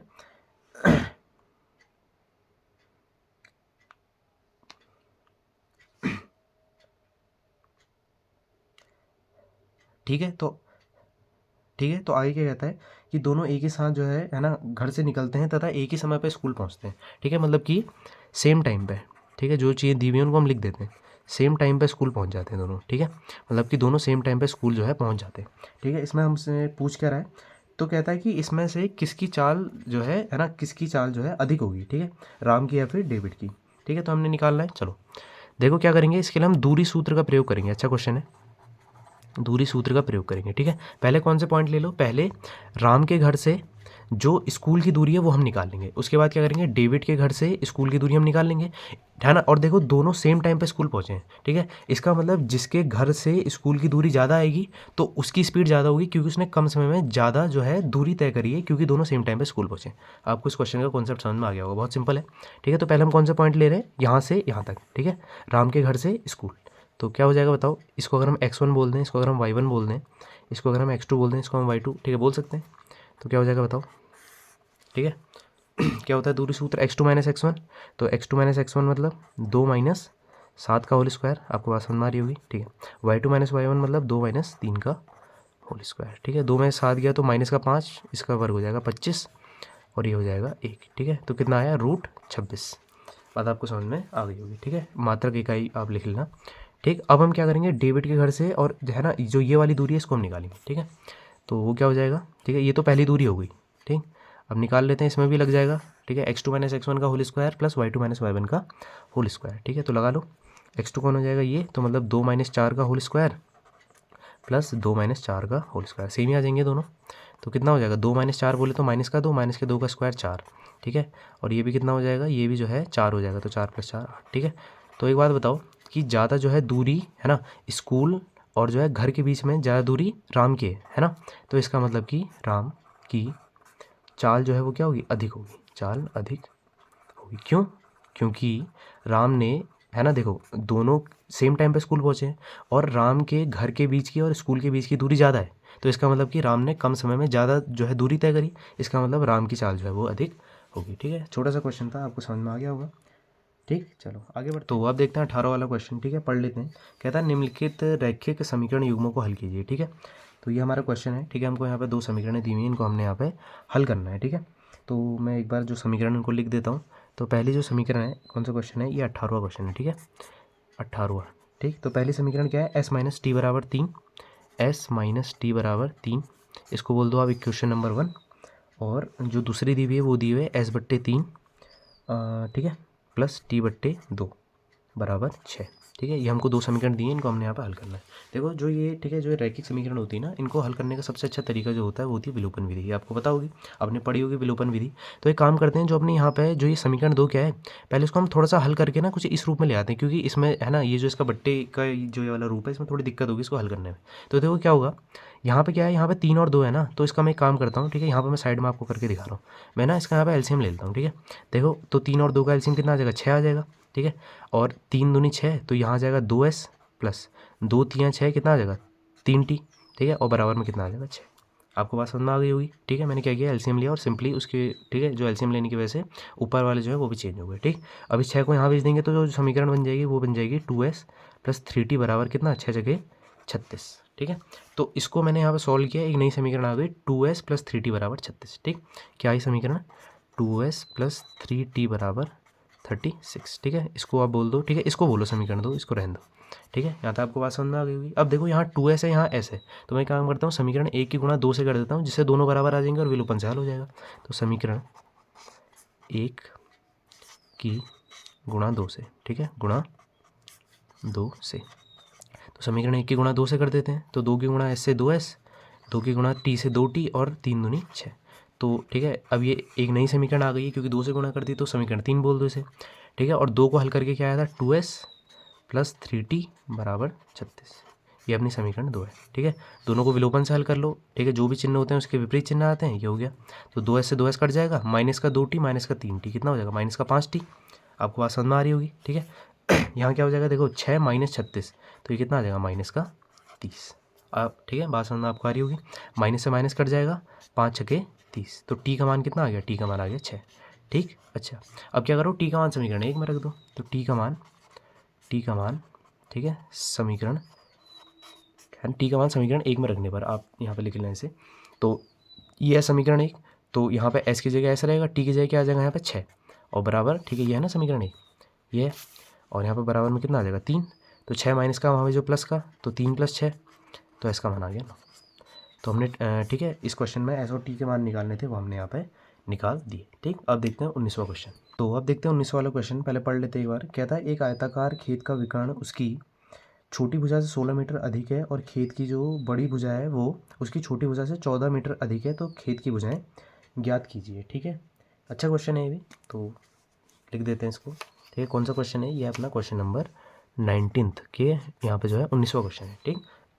कहता क्या है, कहता है एक, ठीक है, आयताकार अपने पास खेत है, तो आयताकार खेत यहाँ पर बना लेते हैं, ठीक है। आप चाहो तो एग्जाम में, है ना, यहाँ पे चित्र नहीं बनाओगे तो कोई दिक्कत नहीं, पर क्या होता है कि अगर आप चित्र बनाते हो तो उससे क्या होता है, थोड़ा सा आपको भी समझने में आसानी होगी और जो एग्जामिनर है, ठीक है, उनको भी यहाँ पर समझने में आसानी होगी, है ना। तो मैंने क्या किया, एक यहाँ पर आयताकार खेत बनाया और उसकी एक विकर्ण खींच दी, ठीक है। विकर्ण समझते हो, ऐसी भुजा जो कि इसको बिल्कुल एकदम जो बीचों बीच से यहाँ पर डायगनली इसको जो है काट करके जाती है। बात समझ में आ गई, ठीक। अब क्या कहता है, कहता है कि, ठीक है, आयताकार खेत की जो यहाँ पे जो उसका विकर्ण है वो क्या है, वो उसकी सबसे छोटी जो भुजा है उससे 16 मीटर अधिक है, उससे कितना अधिक है, 16 मीटर अधिक है। तो अगर मैं जो इसकी, ठीक है, जो अपना यहाँ पे खेत है, इसकी जो सबसे छोटी भुजा है, अगर मैं उसको x मान लूँ, ठीक है, जो इसकी सबसे छोटी भुजा है अगर मैं उसको x मान लूँ, ठीक है, माना खेत की, है ना, ये सबसे आसान तरीका है इस क्वेश्चन को सॉल्व करने का। सबसे छोटी भुजा, सबसे छोटी भुजा, ठीक है, जो इसकी सबसे छोटी भुजा है उसको मैं x मीटर मान लेता हूँ, कितना मीटर मान लेता हूँ, x मीटर मान लेता हूँ, ठीक है। तो उसने सवाल में साफ साफ बोला है कि जो उसका विकर्ण है उसकी छोटी भुजा से 16 मीटर अधिक है, ठीक है, 16 मीटर अधिक है का, ठीक है, आप मतलब समझ रहे हो। तो 16 मीटर का मतलब क्या हो जाएगा, यहाँ पे x प्लस 16 हो जाएगा, मतलब कि छोटी भुजा से 16 अधिक है, तो ये हो गया, और यही विकर्ण तो है, ठीक है। बात आपको समझ में आ गई होगी। आगे क्या कहता है, कहता है कि उसी खेत की जो बड़ी भुजा है वो उसकी छोटी जो भुजा है उससे 14 मीटर अधिक है, ठीक है। तो देखो, अगर मैं ये वाली भुजा जो है, अगर मैं इसको यहाँ पे जो है बड़ी भुजा मान लूँ, तो इसका मतलब इसका मान कितना हो जाएगा, x प्लस 14। बात समझ रहे हो। और तो फिर यहाँ पे जो है बची कौन, ये वाली भुजा ही बची सिर्फ, तो सबसे छोटी भुजा मतलब ये है, क्योंकि आमने सामने की भुजा जहाँ पे है ना, जो अपने यहाँ पे आए थे उसके आमने सामने की जो भुजा है वो यहाँ पे बराबर होती है ना, ठीक है। तो ये हो गया, तो आपको दिख रहा होगा यहाँ पे क्या बन गया, एक ये बन गया समकोण त्रिभुज। यहाँ पर हम लगा सकते हैं पाइथागोरस प्रमेय, तो क्या हो जाएगा, कर्ण का वर्ग बराबर, है ना, लंब का वर्ग धन आधार का वर्ग, तो लग जाएगा x प्लस 16 का होल स्क्वायर। बात आपको समझ में आ गई होगी, is equals to X square लंब का स्क्वायर धन आधार का स्क्वायर, एक्स प्लस 14 का होल स्क्वायर, ठीक है। बात समझ रहे हो। तो यहाँ लग जाएगा ए प्लस बी का होल स्क्वायर, ए स्क्वायर प्लस, ठीक है, 16 का स्क्वायर कितना होता है 256, ठीक है, प्लस 2ab मतलब कि 32x, ठीक है, बराबर एक्स स्क्वायर प्लस यहाँ पर भी ए प्लस बी का होल स्क्वायर लग जाएगा, तो ए स्क्वायर प्लस, ठीक है, 14 का जो स्क्वायर होता है 196 और यहाँ पर हो जाएगा 28 एक्स। ठीक है, बात समझ में आ रही कि नहीं आ रही होगी। ठीक, तो एक काम करो, ये सारे के सारे ना एक तरफ भेज दो, इनको जो ये वाले हैं इनको सारे मैं उधर भेज दूंगा। ठीक है, तो क्या हो जाएगा, देखो एक्स स्क्वायर प्लस यहाँ पे एक्स स्क्वायर क्या हो जाएगा 2x स्क्वायर, बाकी सब कुछ ऐसे रहने दो, 196 प्लस 28 एक्स, ये सारे इधर आ जाएंगे तो माइनस के हो जाएंगे, माइनस का एक्स स्क्वायर माइनस का ही 256 और माइनस का ही 32 एक्स बराबर में कर लो 0। ठीक है, चलो देखो 2x स्क्वायर में से एक एक्स स्क्वायर माइनस होगा तो एक्स स्क्वायर आ जाएगा, 196 माइनस 256 कह रहा है, क्या कह रहा है 196 माइनस 256, तो 196 में से 256 माइनस करो तो ये कितना आ जाएगा, ये 60 आ जाएगा, है कि नहीं, और 60 भी किसका आ जाएगा माइनस का, तो इसको भी लिख लेंगे, रुक जाओ पहले, है ना, क्योंकि पहले यहाँ पे एक्स स्क्वायर फिर एक्स फिर आखिरी में आती है ना संख्या। ठीक है, तो इसको लिख लेंगे 60 आ गया। यहाँ पे काम करो 28 में से 32 माइनस करो तो माइनस का 4x। ठीक है, माइनस का 4x और क्या आ रहा था माइनस का 60 बराबर 0। तो दिख रहा है आपको क्या बन गई, ये बन गई यहाँ पे क्या द्विघात समीकरण। ठीक है ना, द्विघाती समीकरण, तो इसको हम हल कर सकते हैं। ठीक है, दो तरीके होते हैं हमारे पास। ठीक है, एक होती है गुणनखंड विधि और एक होता है जो अपना यहाँ पर सूत्र है ना, श्रीधराचार्य सूत्र, तो किससे भी कर लो। एक काम करते हैं गुणनखंड विधि से कर लेते हैं। ठीक है, ए हो जाएगा 1, बी हो जाएगा माइनस का 4 और सी हो जाएगा माइनस का 60। ठीक है, यही तरीका होता है, तो सी की गुणा ऐसे कर देते हैं। ठीक है, तो क्या करना है आपने, ऐसी दो संख्याएं सोचनी है जिनकी गुणा करके तो माइनस का 60 आए, जोड़ करके या फिर घटा करके कितना आए 4 आए, तो आप सोच सकते हो संख्याएं, है ना। तो संख्याएं सिंपली क्या हो जाएंगी 10 और 4 हो सकती हैं, सॉरी ठीक है 10 और 6 हो सकती हैं। ठीक है, 10 और 4 कैसे, ठीक है 10 और 6 हो जाएंगी। तो देखो है ना, तो एक काम करते हैं हम जो है 10 ले लेते हैं यहाँ पे किसका, ठीक है 10 ले लो यहाँ पे। ठीक है, यहाँ पे 10 माइनस का ले लेते हैं और 6 प्लस का, तो इनकी गुणा करोगे तो क्या आ रहा है माइनस का 60, जोड़ दो इनको, माइनस का 10 प्लस 6 तो कितना आ रहा है माइनस का 4। ठीक है, तो संख्या सोचना बहुत सिंपल है। ठीक है, आप चाहो तो ये ठीक है एक तरीका होता है एलसीएम वाला, उससे भी कर सकते हो, पर उसमें जो है यहाँ पे ठीक है अगर बहुत ज़्यादा बड़ी संख्या है तब, या ये तो आप ऐसी भी है ना यहाँ पे सिंपली दिमाग लगा के सोच सकते हो। तो कितना हो जाएगा एक्स स्क्वायर, इसको ब्रेक कर देंगे किस में, माइनस के 10 में और प्लस के 6 में। ठीक है, माइनस 60 बराबर 0, इसका ब्रैकेट अलग इसका ब्रैकेट अलग। ठीक है, अब तो आपको जो है यहाँ पर इसको खुद भी कर सकते हो, एक्स कॉमन आ जाएगा एक्स माइनस 10, 6 कॉमन आ जाएगा एक्स माइनस 10। ठीक है, देखो एक ही लेंगे, एक्स प्लस 6 तो लेंगे नहीं क्योंकि इसका आंसर आएगा एक्स माइनस 6, और भुजा जो है वो कभी ठीक है जो भुजा है माइनस में हो नहीं सकती है ना, क्योंकि दो पॉइंट है ना उनके बीच की जो लंबाई है कोई माइनस में नहीं हो सकती ना। ठीक है, तो कोई यहाँ पे ठीक है लॉजिक बनाता नहीं, तो एक ही ले लेंगे एक्स माइनस 10 ये जो दिख रहा है, तो एक्स माइनस 10 बराबर 0, तो इसका मतलब एक्स बराबर आ जाएगा 10। ठीक है, 10 क्या मीटर, तो हमने एक्स क्या माना था, हमने इसकी सबसे छोटी जो भुजा है उसको हमने एक्स माना था। ठीक है, तो सबसे छोटी भुजा एक्स आ गई तो सबसे बड़ी भुजा निकाल लेंगे। ठीक है, सबसे बड़ी भुजा, सबसे बड़ी भुजा ठीक है क्या थी, सबसे छोटी जो भुजा है उससे 14 मीटर अधिक थी, तो बस क्या हो जाएगा 10 + 14 मतलब कितनी आ गई 24 मीटर। ठीक है, तो इसका मतलब ये 24 है तो ये भी 24 हो जाएगी, और ये 10 है तो ये भी 10, तो हमने सारी भुजाएं निकालनी थी, हमने सारी की सारी भुजाएं यहाँ पे ज्ञात कर ली। ठीक है, तो ये हो गया अपना 19th वाला क्वेश्चन। चलो आगे बढ़ते हैं। अब देखो आप कौन सा वाला क्वेश्चन है। ठीक है, अब है अपने पास 20 वाला क्वेश्चन। ठीक है, यहाँ पे त्रिकोणमिति से आ रखा क्वेश्चन है, बहुत सिंपल है ये भी। ठीक है, अच्छा ये तो हमने कर लिया, तो वो पेज चेंज कर लेते हैं ना। ठीक है, तो 20 वाला क्वेश्चन देखो बहुत सिंपल है, 20th क्वेश्चन। ठीक है, अच्छा तो कहता क्या है, कॉस ए 1 + sin ए, ठीक है, plus 1 + sin A by cos A, ठीक है, बराबर 2 sec ए, बराबर 2 sec ए। ठीक है, मतलब कि जो हमारा यहाँ पे LHS है उसको हमको ठीक है ये जो चीज़ है इसको सॉल्व करके हमको इस चीज़ के बराबर लानी होती है। ठीक है ना, जो अपने ज़्यादातर केसेस हैं उनमें। ठीक, अच्छा तो ये LHS है तो इसी को ले लेते हैं। ठीक है, तो LHS बराबर लिख लेते हैं। ठीक है, इसके बराबर प्रूव करना है, तो LHS बराबर, बहुत सिंपल क्वेश्चन है ये भी, कॉस ए 1 + sin ए। ठीक है, देखो जो ये वाले क्वेश्चन है ना इनको सॉल्व करने के लिए आपको जो है फॉर्मूले एकदम अच्छे से याद होनी चाहिए। अगर आपको फॉर्मूले याद है ना जितने भी त्रिकोणमिति के थे, तो इनसे आसान क्वेश्चन कोई नहीं है। ठीक है, बच्चों को जो है ये वाले क्वेश्चन टफ लगते हैं, क्यों, क्योंकि वो फॉर्मूले याद नहीं करते हैं, है ना। चलो अब देखो अब क्या कर सकते हैं यहाँ पे, सिंपली एक काम करो, इसका यहाँ पे एलसीएम ले लो, है ना। तो इसका एलसीएम ले लेंगे तो क्या आ जाएगा 1 + sin ए, 1 + sin ए और क्या आ जाएगा कॉस ए। ठीक है, इसका भाग इसमें दोगे तो 1 + sin ए से 1 + sin ए जो है कट जाएगा, बचेगा क्या कॉस ए, कॉस ए की गुणा कॉस ए से तो कितना आ जाएगा कॉस स्क्वायर ए। बात समझ रहे हो ना। ठीक है, प्लस अब ठीक है ना, इसका भाग इसमें देंगे तो कॉस ए से कॉस ए कट जाएगा, बचेगा 1 + sin ए, 1 + sin ए गुणा 1 + sin ए से तो आ जाएगा 1 + sin ए का होल स्क्वायर। सिंपल, चलो तो क्या आएगा कॉस स्क्वायर ए प्लस, ठीक है देखो 1 + sin ए है ना, तो यहाँ लगा लो a + b का होल स्क्वायर, तो क्या हो जाएगा a² + b² + 2ab, है ना। जो a है वो 1 है तो लिखो ना लिखो कोई फ़र्क पड़ता नहीं है। ठीक, यहाँ हो जाएगा 1 + sin ए और कॉस ए। ठीक है, समझ में आपको आ रहा होगा। ठीक, अब देखो यहाँ क्या है, साइन स्क्वायर है प्लस कॉस स्क्वायर है, तो साइन स्क्वायर है प्लस कॉस स्क्वायर है क्या होता है 1। तो फॉर्मूला आपको याद होना चाहिए था। ठीक है, मुझे उम्मीद है आपको याद भी होगा। तो ये चीज़ तो क्या हो जाएगी 1। ठीक है, और एक 1 यहाँ पे पहले से, तो 1 + 1 और 2 साइन ए। ठीक है, समझ में आपको आ रहा होगा। अगर किसी भी जो, ठीक है, यहाँ पे मैंने जितने भी यहाँ पे क्वेश्चन सॉल्व कराए उसमें से किसी में भी डाउट हो तो आप मुझे वहाँ पे जो है ना, वहाँ पे टाइम स्टैम्प देकर कमेंट सेक्शन में बता देना, तो मैं आपको जो है उसको एक्सप्लेन कर दूँगा। ठीक, यहाँ पे क्या हो जाएगा 1 + 1 क्या हो जाएगा 2 + 2 साइन ए। ठीक है, यहाँ हो जाएगा 1 + साइन ए और कॉस ए। ठीक है, समझ रहे होगे बात को। यहाँ पे दोनों जगह 2 है तो 2 कॉमन निकाल लो, अंदर बच जाएगा 1 + साइन ए। ठीक है, नीचे भी क्या है 1 + साइन ए और साथ में क्या है cos A. 1 + sign A 1 + sign ए। ठीक है, अंश और हर दोनों में, तो दोनों से कट जाएगा, बचेगा क्या 2/cos ए। ठीक है, 2/cos ए को हम ऐसे भी लिख सकते हैं 2 × 1/cos ए, बात एक ही है। ठीक है, और आपको पता है 1/cos ए का जो फॉर्मूला होता है, जो cos ए होता है वो sec ए का उल्टा भी होता है। ठीक है, 1 नंबर का भी अभी जो है पीछे क्वेश्चन आया था, तो इसका मतलब कितना हो जाएगा 2 sec ए। और अगर आप यहाँ पे ध्यान से देखोगे यही तो हमारा RHS था, इसी को हमने प्रूव करना था। देख लो 2 sec ए, यहाँ पर 2 sec ए। ठीक, तो बात समझ में आपको आ रही होगी। ठीक है, तो ये वाला क्वेश्चन भी सिंपल था। तो आगे बढ़ते हैं। ठीक है, अब देखते हैं अपना 21वां क्वेश्चन। ठीक है, 21वां क्वेश्चन देखते हैं, क्वेश्चन नंबर 21। ठीक है, तो कहता क्या है, पहले पढ़ लेते हैं एक बारी। कहता है किसी स्कूल के छात्रों को उनके शैक्षिक प्रदर्शन के लिए 7 नगद जो है पुरस्कार दिए गए, और जो यहाँ पर टोटल जो, ठीक है, जो उनको यहाँ पर ठीक है राशि दी गई है वो कितनी है, यहाँ पे 700 रुपये रखी गई। ठीक है, मतलब कि जहाँ पर राशि है वो कितनी है 700 रुपये यहाँ पर रखी गई है। ठीक है, तो ठीक है, देखो क्वेश्चन पढ़ने के बाद जो जो चीज़ आपको समझ में आती रहे उसको वहाँ पे जो है लिखते जाओ। ठीक है, ये सबसे बढ़िया तरीका है क्वेश्चन को सॉल्व करने का। कुल राशि, ठीक है, मतलब कि जो भी यहाँ पे जो यहाँ पर टोटल जो यहाँ पे राशि है, ठीक है, इनाम की, वो कितनी है 700 रुपये। कितने रुपए 700 रुपये, मतलब इन्हीं 700 रुपये में से जो है यहाँ पे इनाम जो है बंटने वाला है। ठीक, अच्छा, तो आगे क्या कहता है, यदि प्रत्येक पुरस्कार अपने ठीक पहले पुरस्कार से 20 रुपये ठीक है कम है तो प्रत्येक पुरस्कार का मान ज्ञात कीजिए। ठीक है, AP से आ गया क्वेश्चन। ठीक है, तो अब क्या कह रहा है कि मतलब, ठीक है, जो भी अपना एक पुरस्कार है, ठीक है, ये फॉर एग्जांपल जो है ना, जो पहला पुरस्कार है वो है, ठीक है, 200 रुपये फॉर एग्जांपल। ठीक है, हो भी सकता है नहीं भी, मैं खाली एग्जांपल दे रहा हूँ। तो अगर 200 रुपये होगा तो उसके जो ठीक बाद वाला होगा वो कितना होगा 180 रुपये होगा, है ना। मतलब अगर जो पहला प्राइस है वो 200 रुपये है तो सेकंड कितना होगा 180। ठीक है, अपने पहले से ठीक 20 कम कह रहा है ना, तो इसका मतलब कि यहाँ पर इसको साइड में लिख देते हैं हम।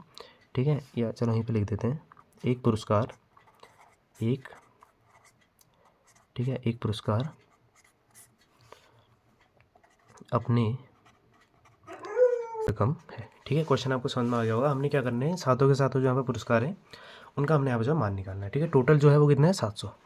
ठीक, चलो, तो वैसे तो ये जो क्वेश्चन है वो AP का है, पर हम एक काम कर सकते हैं, हम इसको जो है एक दूसरे तरीके से सॉल्व कर सकते हैं। ठीक है, कैसे समझो, मैं क्या करता हूँ, माना पहला पुरस्कार, ठीक है, पहला मतलब कि जो फर्स्ट प्राइज़ था, ठीक है, पुरस्कार, ठीक है, जो फर्स्ट प्राइज़ था उसको मैं क्या कर लेता हूँ, ठीक है, काम करता हूँ, ठीक है, ठीक है, P मान लेता हूँ, चलो, ठीक है, P मतलब कि प्राइस, ठीक है, X भी मान सकते हो, कुछ भी मान सकते हो, मैंने P मान लिया। ठीक है, तो एक बात बताओ, अगर पहला जो यहाँ पर पुरस्कार है वो P है, जो फर्स्ट प्राइज़ है वो P है, तो दूसरा कितना हो जाएगा P - 20, क्योंकि जो एक पुरस्कार है उससे ठीक पहले वाला पुरस्कार उससे 20 रुपये कम है, ये हमको सवाल में दिया हुआ है। ठीक है, ऐसे थर्ड वाला जो है वो कितना हो जाएगा P - 20 और -20 कितना होता है -40, तो P - 40। ठीक है, बात आपको समझ में आ रही होगी। ऐसे चौथा कितना हो जाएगा P - 60, ठीक है ना, -20 तो कितना हो जाएगा -60। ऐसे ही पाँचवा पुरस्कार कितना हो जाएगा P - 80, बात समझ रहे होगे। छठा प्राइज़ कितना हो जाएगा P - 100, सातवां प्राइज़ कितना हो जाएगा P - 120। ठीक है, आपको बात समझ में आ रही होगी। ये सारे के सारे जो हैं पुरस्कार हैं। ठीक है, तो अब क्या करेंगे, देखो, अगर मैं इन सबको जोड़ दूँ, अगर मैं ये सारे के सारे जो यहाँ पे प्राइजेज़ हैं इनको अगर मैं जोड़ दूँ, तो जो यहाँ पे टोटल जो यहाँ पे कॉस्ट आएगी वो कितनी आएगी 700 रुपये, क्योंकि 700 रुपये ही टोटल कॉस्ट है, उसी से ही सभी बच्चों को जो है यहाँ पे इनाम दिया गया है। ठीक है, तो इन सबको जोड़ दो, P + P - 20 + P - 40 + P - 60 + P - 80 + P - 100 + P - 120। तो ये सारे के सारे क्या हैं, सातों के सातों इनाम तो हैं, 1 2 3 4 5 6 7, तो सातों के सातों जो इनाम हैं उनके जो यहाँ पर टोटल जो यहाँ पर कॉस्ट है वो कितनी है 700, तो इसका मतलब कि इनको जोड़ कर कितना आना चाहिए 700। बात आपको समझ में आ गई होगी, ठीक है। तो देखो एक काम करो, पी कितने होंगे यहाँ, 1 2 3 4 5 6 7, तो 7 ही होंगे, तो कितना आ जाएगा 7 पी, ठीक है। अच्छा अब इनको जोड़ लो, देखो -20 -40 60 60 60 120, ठीक है 120, ठीक है। यहाँ पे 12 8 कितना हो जाएगा 200 200 और 300 300 और ये कितना हो जाएगा 420, ठीक है सही जोड़ा है मैंने, ठीक है। तो ये कितना हो जाएगा -420 और यहाँ कितना हो जाएगा 700। बात समझ में आ रही होगी। यहाँ पे जो है ये है, यहाँ पे किसका, ये है यहाँ पे माइनस का, उधर भेजेंगे तो प्लस का, तो 7p बराबर कितना हो जाएगा 700 प्लस 420, ठीक है। तो 7p कितना हो जाएगा, देखो ये हो जाएगा 1120, ठीक है सही कर रहा हूँ ना। चलो तो जो p आ जाएगा वो कितना आ जाएगा 1120/7, तो इसको हम काट सकते हैं, ठीक है 7 1 7 8 9 10 11 यहाँ पे बचेगा, तो 12 22 32 42, तो 7 6 42, तो जो पहला प्राइज़ आ गया वो कितना आ गया 160, ठीक है। तो मतलब जो यहाँ पर फर्स्ट प्राइस था वही हमने माना था ना, ठीक है, माना पहला पुरस्कार पी, तो कितना आ गया 160। अब हमने सारे जो है यहाँ पर प्राइज़ निकालने थे, तो ये तो फर्स्ट प्राइज़ हो गया, ऐसे सेकंड प्राइज़ निकाल लो, ठीक है। सेकंड प्राइज़ में क्या हो जाएगा, उससे जो है ठीक कितना कम, उससे ठीक जो है 20 रुपये कम, तो हो जाएगा 140। ऐसी थर्ड जो प्राइस है वो कितना हो जाएगा 120, और ऐसे करते करते आप जो है 7 प्राइस तक निकाल सकते हो। तो ये होगा आपका यहाँ पर आंसर, और ये हो गया आपका यहाँ पर क्वेश्चन सॉल्व, ठीक है। बात आपको समझ में आ गई होगी। चलो तो आगे बढ़ते हैं।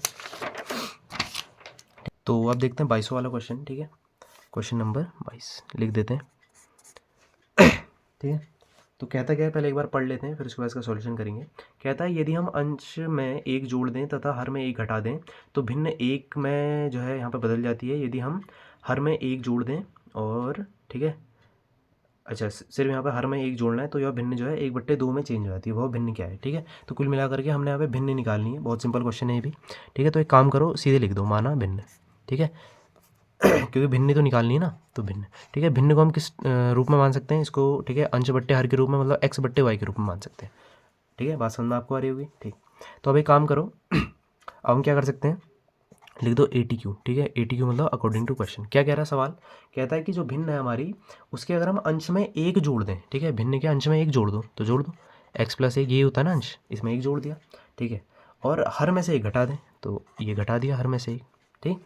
तो क्या कहता है, जो भिन्न है वो एक में जो है यहाँ पे चेंज हो जाती है, मतलब जो अपना आंसर हो जाएगा वो उसका एक हो जाएगा, ठीक है। तो एक काम करो, इसको भी ऐसे ही रहने दो, ठीक। अब वो फिर से कुछ कह रहा है, ठीक है, दोबारा क्या कह रहा है, और दोबारा हम क्या करें, अगर हर में एक जोड़ दें तो भिन्न जो है 1/2 में चेंज हो जाती है, ठीक है। और अगर हम दोबारा क्या करें, इसी का सेकंड केस, इसमें अंश में कुछ नहीं करना, हर में एक जोड़ दोगे तो जो भिन्न है वो 1/2 में चेंज हो जाती है, ठीक है। जोड़ने को ही कह रहा है, चेक कर लेते हैं एक बारी, यदि हम, ठीक है, हाँ ठीक है, हर में एक जोड़ दें तो एक काम करो, यहाँ से एक समीकरण बना लो और यहाँ से एक समीकरण बना लो, दोनों को विलोपन से हल कर दो, x और y के मान निकल जाएंगे और वहाँ पे भिन्न के रूप में रख दो, आंसर आ गया। तो इसकी गुणा यहाँ कर देंगे तो कितना हो जाएगा, x+1 बराबर y-1, y को इधर भेज दो, जो एक है वहाँ भेज दो, तो यहाँ y जो है प्लस का, इधर आके माइनस का, ये एक यहाँ जो है प्लस का, उधर जाके माइनस का, तो -1 कितना हो जाएगा -2, ये बन गई समीकरण नंबर 1, ठीक है। यहाँ इसकी गुणा यहाँ, इसकी गुणा यहाँ, तो कितना हो जाएगा 2x बराबर y+1, y को इधर ले आओ, तो वहाँ प्लस का यहाँ के माइनस का, तो 2x - y बराबर 1, ये हुई समीकरण नंबर 2। पसंद आपको यहाँ पर आ रही होगी, ठीक है। तो इन दोनों को हम विलोपन से हल कर देते हैं, तो लिख दो दोनों को एक साथ, x - y बराबर -2, 2x - y बराबर 1, दोनों के माइनस जो है यहाँ पे ये सेम है, ठीक है, जो यहाँ पे दोनों के जहाँ पे -y वो सेम है, तो यहाँ पे माइनस, ये हो जाएगा प्लस और ये हो जाएगा माइनस, y से y कट जाएगा, x में से 2x माइनस होगा तो माइनस का x आ जाएगा, यहाँ पर -2 और -1 कितना हो जाएगा -3, ठीक है। बात समझ रहे होगे, कोई मिस्टेक तो नहीं की, ठीक है सही है। तो x का जो मान आ गया वो 3 आ गया, अब x का मान रख दो समीकरण 1 में, ठीक है, x का मान समीकरण 1 में, अब यहाँ पे लिख लेना, मैं सीधे रख देता हूँ, ठीक है। क्या है समीकरण 1, ये है ना समीकरण 1, तो क्या हो जाएगा, ठीक है, यहाँ आ जाएगा 3 - y बराबर -2, ठीक है। तो -y 3 यहाँ प्लस का, उधर जाके माइनस का, तो -2 - 3, तो जो माइनस के y का मान आ जाएगा वो आ जाएगा -5, ठीक है। बात समझ में आ रही है। तो इससे ये कट जाएगा, तो y बराबर कितना आ गया 5 आ गया, ठीक है। तो x/y यही अपनी भिन्न थी, तो x का मान हो गया 3, y का मान हो गया 5, भिन्न निकालनी थी, भिन्न निकाल दी 3/5। बात समझ में आ रही कि नहीं आ रही, ठीक है, समझ में आ रही होगी। चलो आगे बढ़े, अब देखते हैं अपना 23rd क्वेश्चन, कौन सा 23वां वाला क्वेश्चन देखते हैं, पेज ले लेते हैं, ठीक है। देखते हैं कौन सा 23वां क्वेश्चन देखते हैं, ठीक है 23rd। कहता क्या है, पहले पढ़ लेते हैं एक बारी। कहता है समकोण त्रिभुज की ऊंचाई उसके आधार से 7 सेंटीमीटर कम है, यदि कर्ण 13 सेंटीमीटर हो तो अन्य दो भुजाएं ज्ञात कीजिए, ठीक कर देते हैं। एक समकोण त्रिभुज दिया हुआ है, तो जो जो बोल रहा है वो कर लो, पहले समकोण त्रिभुज बनाने को कह रहा है तो बना लेते हैं, ठीक है। एक बार फिर से पढ़ लेते हैं क्या कह रहा है एक समकोण त्रिभुज की ऊंचाई उसके आधार से 7 सेंटीमीटर कम है, ठीक है, उसके आधार से 7 सेंटीमीटर कम है, ऊंचाई जो है आधार से, ठीक है, से 7 सेमी कम है, 7 सेमी कम है, ठीक है। चलो, तो इसका मतलब क्या हुआ, जो ऊंचाई है वो आधार से 7 सेंटीमीटर कम है, तो इसका मतलब क्या हुआ, इसका मतलब ये हुआ कि मैं यहाँ पे जो अपना जो आधार है उसको मैं x मान सकता हूँ, ठीक है, जो आधार है माना आधार जो है उसको मैं कितना मान लेता हूँ, x मीटर मान लेता हूँ, ठीक है, या फिर किस में दिया, सेंटीमीटर में दिया तो सेंटीमीटर, x सेंटीमीटर मान लेता हूँ। तो ऊंचाई जो है आधार से 7 सेंटीमीटर कम है, तो इसका मतलब कि अगर आधार को मैंने x मान लिया तो ऊंचाई कितनी हो जाएगी बताओ, सिंपल है, आधार से 7 सेंटीमीटर कम मतलब x माइनस 7, ठीक है, बात समझ में आ रहा है, ठीक आ रही है, ठीक है। तो ये कितना हो जाएगा, ये ऊंचाई जो है ये हो गई x माइनस 7, ठीक, सिंपल है, यहाँ से यहाँ तक की दूरी ये तो होती है ना ऊंचाई, या फिर इसे लंब भी बोल देते हैं, ठीक है। आगे क्या कहता है, ठीक है, आगे कहता है कि यदि कर्ण जो है 13 सेंटीमीटर, लो सब कुछ दे ही दिया है इसमें तो, ठीक है, कर्ण जो है वो 13 सेंटीमीटर है, तो हमने क्या करना है, हमने यहाँ पे जो आधार निकालना है और ऊंचाई निकालनी है, तो कर लो इसे। अब इससे आसान सवाल क्या होगा, ठीक है, तो इसमें क्या लग जाएगी, पाइथागोरस प्रमेय, क्योंकि क्या हमको वहाँ पे जो क्वेश्चन में ही बोला समकोण त्रिभुज है, तो क्या हो जाएगा बताओ, कर्ण का स्क्वायर बराबर लंब का स्क्वायर, ठीक है, चलो पहले आधार ही कर लेते हैं, ठीक है, यहाँ पे लंब का स्क्वायर x माइनस 7 का होल स्क्वायर, बात समझ रहे होगे, कर लो, ये इसका कितना होता है 169 एक्स स्क्वायर, यहाँ लग जाएगा a माइनस बी का होल स्क्वायर प्लस 49 माइनस का 14x, ठीक है, इसको इधर ले आओ, चेंज कर दो पूरी इक्वेशन को, ठीक है, ये हो जाएगा 2x square plus 49 minus 14x, ये यहाँ प्लस का इधर आ गया माइनस का 169 बराबर में कितना हो जाएगा 0, है कि नहीं, ठीक है। तो 2x स्क्वायर माइनस 14x, ठीक है, इसमें से इसको माइनस कर लो, कितना आ जाएगा 120, 120 ही तो आएगा, है ना, तो ये आ जाएगा माइनस का 120 बराबर 0, ठीक है। तो एक काम करो, ठीक है, 2 सबसे कॉमन निकल सकता है तो 2 कॉमन निकाल लो, ठीक है, तो यहाँ हो जाएगा 7x, थोड़ी सी और, ठीक है, आसान इक्वेशन बन जाएगी, ये हो गई 7, ठीक है, ये क्या बन गई फिर से द्विघाती समीकरण बन गई, तो इसको हम हल कर लेते हैं, ठीक है, किससे करते हैं, यहाँ पर जो गुणनखंड विधि से कर लेते हैं, ठीक है, तो यहाँ हो जाएगा a 1 हो जाएगा, b हो जाएगा माइनस का 7 और c हो जाएगा माइनस का 60, तो ठीक है, तो ऐसी 2 संख्याएं सोचनी है जिनकी गुणा करके माइनस का 60 है, जोड़ करके फिर घटा करके 7 है, तो क्या हो सकती हैं, ठीक है, 12 और 5 हो सकती हैं, ठीक है, क्योंकि 12 पंजे 60, तो एक काम करो 12 को ले लो माइनस का, है कि नहीं, और 5 को ले लो प्लस का, तो इन दोनों की गुणा करोगे तो माइनस का 60 आएगा, और इनको अगर यहाँ पर जोड़ोगे तो कितना आएगा माइनस का 7 आएगा, ठीक है ना। चलो, तो मिल गई हैं संख्याएं, तो कर दो यहाँ पे x square minus 12x plus का 5x माइनस 60 बराबर 0, ये अलग ब्रैकेट में, ये अलग ब्रैकेट में, ठीक है, यहाँ से x कॉमन निकाला x माइनस 12, यहाँ से 5 कॉमन निकाला x माइनस 60, ठीक है, x माइनस 12, ठीक है ना, क्योंकि यहाँ पे 5 कॉमन निकालेंगे तो 60 बट्टे 5 होगा ना, तो 60 क्यों आएगा, ठीक है, यहाँ पे 12 है बराबर 0। देखो x प्लस 5 तो हो नहीं सकता क्योंकि भुजा की, ठीक है, भुजा माइनस में हो नहीं सकती, ठीक है, तो इसका मतलब एक ही लेंगे x माइनस 12, तो x माइनस 12 बराबर 0, तो इसका मतलब x बराबर आ गया 12 सेंटीमीटर, मतलब जो आधार है वो 12 सेंटीमीटर हो गया, ये हो गया आधार, ठीक है, आधार हो गया। ऊंचाई निकालनी थी, ऊंचाई क्या थी, आधार से 7 सेमी कम, मतलब 12 माइनस 7, तो कितना आ गया 5 सेंटीमीटर, 5 सेंटीमीटर, ठीक है, और कर्ण हमको दिया ही था, तो आधार कितना हो गया, आधार हो गया 12, और जो अपना, ठीक है, जो ऊंचाई है वो कितनी हो गई 5, ये निकालने थी, हमने यहाँ पे निकाल दी, ठीक है, तो बात आपको समझ में आ गई होगी। अब देखते हैं अगला क्वेश्चन, तो अब देखते हैं अपना क्वेश्चन नंबर 24, ठीक है, लिख देते हैं, कहता क्या है, कहता है सिद्ध कीजिए कि यदि किसी त्रिभुज की एक भुजा के समांतर अन्य 2 भुजाओं को भिन्न भिन्न बिंदुओं पर प्रतिच्छेद करने के लिए एक रेखा खींची जाए तो ये अन्य 2 भुजाओं को एक ही अनुपात में विभाजित करेगी, मतलब जो है करती है, ठीक। चलो सिंपल क्वेश्चन है, ये भी करते हैं। देखो ये वाले क्वेश्चन के लिए थोड़ा सा ना आपको अच्छे से जो है साफ़ सुथरा चित्र बनाना पड़ेगा, वरना आपको इन है ना यहाँ पे जो है एग्ज़ाम में दिक्कत होगी फिर वहाँ से वैल्यूज़ लेने में, ठीक है। तो एक त्रिभुज की बात कर रहा है, बना दिया, ABC नाम दे देते हैं, ठीक है। अब कहता क्या है कि इस त्रिभुज के एक भुजा के समांतर हम आधार के समांतर एक और भुजा बनाए थे, ये बना दी, ठीक है। तो मैंने क्या किया, इसके आधार के समांतर एक भुजा और बना दी, नाम दे दो यहाँ पे P और Q नाम दे देते हैं, कोई दिक्कत नहीं है, ठीक है। तो ये क्या कहता है कि ये जो है ना इसकी एक भुजा के समांतर अन्य 2 जो भुजाएं हैं उनको एक पॉइंट पर काट रही है, वो पॉइंट कौन है, P और Q, है ना, काट रही ना, इसको यहाँ पे काट रही, इसको यहाँ पे काट रही, ठीक है। अच्छा, तो ये कहता है कि हमने ये सिद्ध करना है कि ये जो लाइन है ये इसकी भुजाओं को क्या करती है, बराबर अनुपात में क्या करती है, विभाजित करती है, ठीक है। एक बार फिर से पढ़ लेते हैं क्वेश्चन को, देखो क्या रहा है ना, है ना, अन्य दो भुजाएं एक ही अनुपात में जो है विभाजित हो जाती है, मतलब समझ रहे हो, ए पी बट्टे पी क्यू जो है वो बराबर होगा ए क्यू बट्टे सी क्यू के, ये हमने सिद्ध करना है, ठीक है। तो सिंपल है। तो देखो इसके लिए ना हमको कुछ यहाँ पे छोटी सी एक रचना करनी पड़ेगी, ठीक है। क्या रचना करनी पड़ेगी समझो, हमने क्या करना है ना, क्यू से ए पी जो भुजा है, ठीक है, ए पी जो भुजा है इस पर लंब डाल दो, ठीक है, और पी से जो ये, ठीक है, जो ये वाली भुजा है ए क्यू, इस पर लंब डाल दो, ठीक है। क्यू से ए पी पे लंब डाला और पी से ए क्यू पे लंब डाल दिया, ठीक है। यहाँ तक आपको समझ में आया होगा, एकदम सिंपल चीज़ है। जहाँ पे ये लंब डाला है इनको भी कुछ नया नाम दे दो, क्या नाम दे सकते हैं, एक्स और वाई नाम दे दो, कोई दिक्कत नहीं है, एक्स और वाई नाम दे दिया, ठीक। एक काम और कर लो, ठीक है, पी को सी से मिला दो, पी को सी से मिला दिया, और क्यू को बी से मिला दो, क्यू को बी से मिला दो, ये भी कर दिया, कोई दिक्कत नहीं है। चलो अब देखो दिया है, आप खुद से लिख सकते हो कि जो है ए बी सी एक त्रिभुज है और ये सब, ठीक है। मैं यहाँ पे क्या लिख रहा हूँ, जो हमने यहाँ पे, ठीक है, पहले तो सिद्ध करना है और जो रचना है, ठीक है, दिया है आप, ठीक है, दिया है आप लिख लेना, कोई दिक्कत नहीं है। सिद्ध करना है, ठीक है, सिद्ध क्या करना है, सिद्ध करना है, क्या सिद्ध करना है ना, वही तो हमको पहले पता होना चाहिए तभी तो सॉल्व करेंगे। तो क्या सिद्ध करना है, ए पी बट्टे बी पी, ए पी बट्टे बी पी जो है वो ए क्यू बट्टे सी क्यू के बराबर सिद्ध करना है। सही बात कह रहा हूँ, ठीक है। अच्छा रचना भी लिख लेते हैं, चलो ठीक है, जो जो हमने यहाँ पे बनाया है, क्यू से ए पी पे, क्यू से ए पी पर तथा, क्यू से ए पी पर तथा पी से ए क्यू पर, तथा पी से ए क्यू पर लंब खींचा, लंब खींचा, ठीक है, ठीक है। और बाकी आप लिख लेना, ठीक है ना, पी को जो है सी से मिलाया और ये आप लिख लेना, इतना कोई दिक्कत नहीं है, ठीक है, आप अपनी कॉपी में इसको लिख सकते हो। चलो अब हम उत्पत्ति करते हैं, ठीक है, कि ये जो चीज़ है ना ये प्रूव कैसे हो सकती है, ठीक।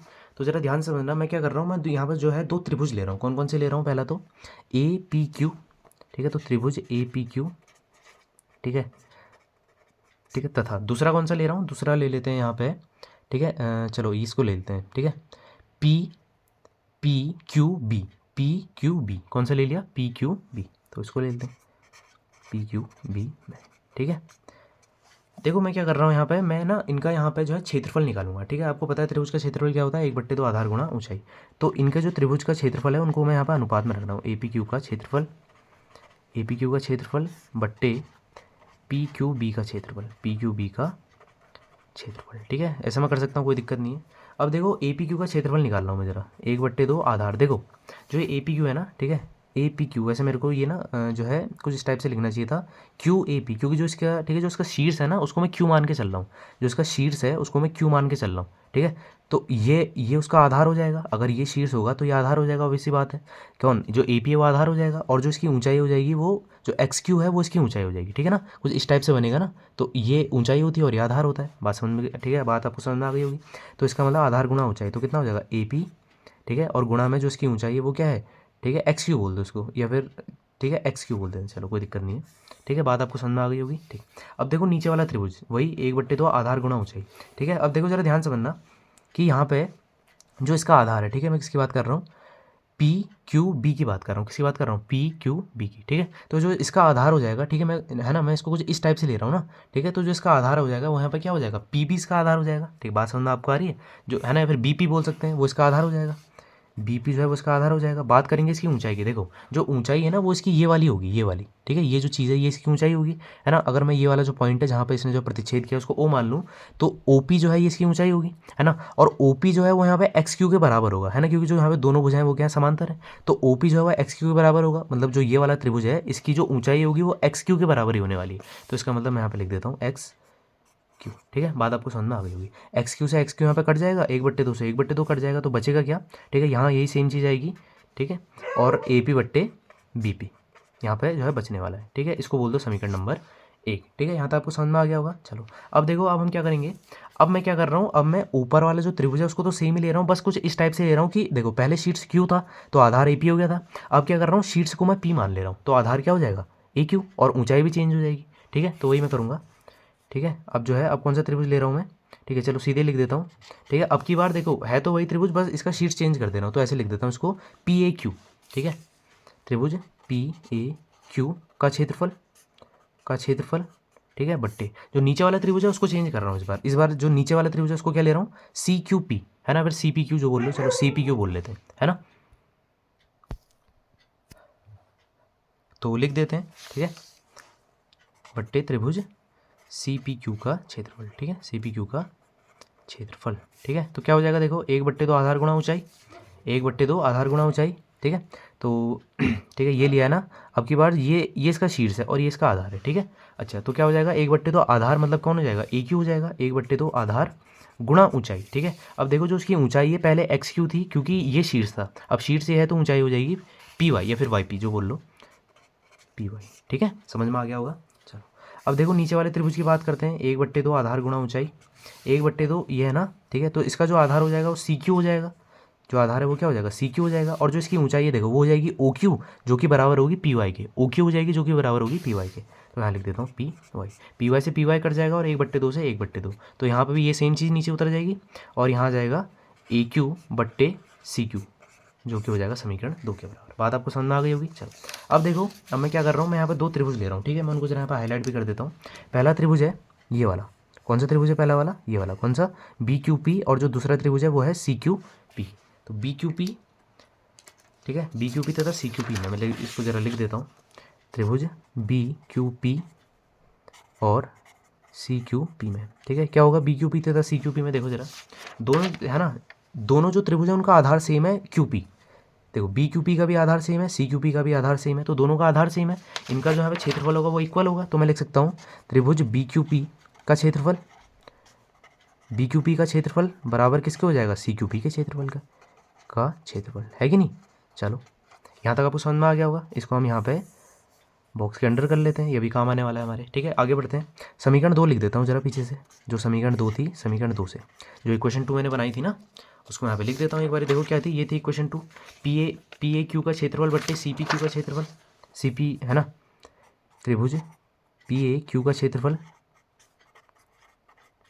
बट्टे सी पी, ठीक है, देख लेते हैं, ठीक है, सी पी क्यू है, हाँ ये ओ मत समझने से, सी पी क्यू है, ठीक है, सी पी क्यू का क्षेत्रफल, सी पी क्यू का क्षेत्रफल जो कि यहाँ पे किसके बराबर था, देख लो एक बारी, जो कि था ए क्यू बट्टे सी क्यू के बराबर, किसके बराबर था, ए क्यू बट्टे सी क्यू के बराबर, यही था ना, बिल्कुल ए क्यू बट्टे सी क्यू के बराबर, ठीक है। अच्छा अब देखो ये चीज़ है, त्रिभुज पी ए क्यू की जगह तो पी ए क्यू ही रहने दो का क्षेत्रफल, ठीक है। अब देखो जो ये है ना, ये वाला सी पी क्यू है ना, फिर सी क्यू पी बोल लो, वो यहाँ पे किसके बराबर है, वो यहाँ पे बी क्यू पी के बराबर है, यहाँ मैंने सिद्ध किया हुआ, इसको समीकरण 3 बोल सकते हो, तो सी क्यू पी का जो क्षेत्रफल है उसकी जगह मैं बी क्यू पी का क्षेत्रफल लिख सकता हूँ, त्रिभुज बी क्यू पी का क्षेत्रफल, ठीक है, बात आपको समझ में आ गई होगी, ठीक।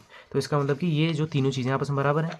अब अगर आप इसको यहाँ पे ध्यान से देखोगे, अगर आप इसको यहाँ पे ध्यान से देखोगे तो यही तो अपनी समीकरण नंबर 1 है, देखो ए पी क्यू का क्षेत्रफल बट्टे पी क्यू बी का क्षेत्रफल, बस थोड़े से जो है जो नाम है वो आगे पीछे है ना, बाकी ये चीज़ ये है समीकरण 1 का जो है बायां तरफ, ठीक है, और ये चीज़ जो है वो सेम है, इक्वल है ना।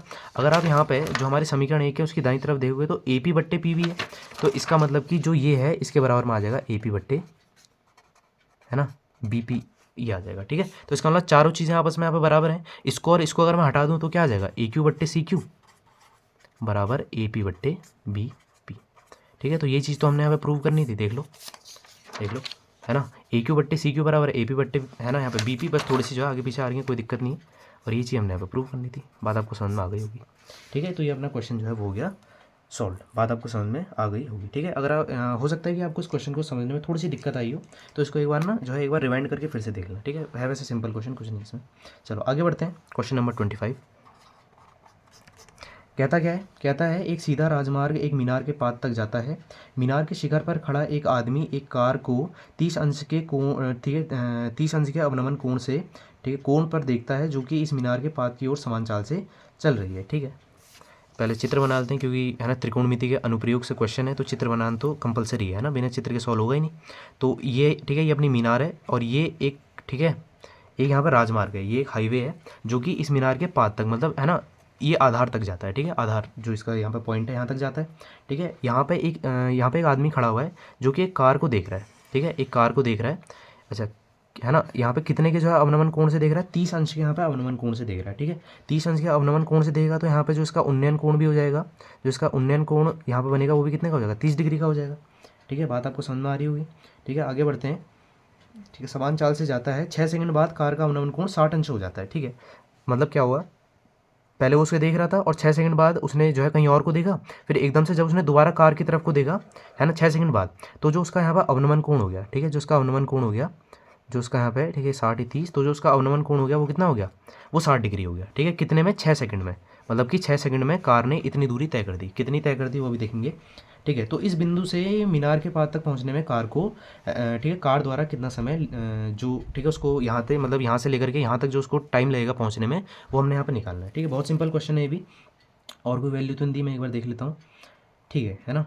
हमको कोई और वैल्यू यहाँ पे नहीं दी गई है, तो कर लेते हैं इसको याद, सिंपल है, ठीक है। देखो यहाँ पे हम एक काम करते हैं ना, हमने क्या करना है, ये वाले पॉइंट से लेकर के यहाँ तक की दूरी निकालनी की, मतलब देखो यहाँ से यहाँ तक तो जो है कार को पहुँचने में 6 सेकंड लगे, पर यहाँ से बिल्कुल इसके आधार तक, ठीक है, यहाँ तक पहुँचने में कार को कितना टाइम लगेगा। तो एक काम करो, ये इसको यहाँ पर नाम दे दो ABCD, है ना। तो कुल मिलाकर के हमने ये जो जो BC दूरी है ना, या फिर CB दूरी जो बोल सकते हो, ये हमने यहाँ पर निकालनी, ठीक है।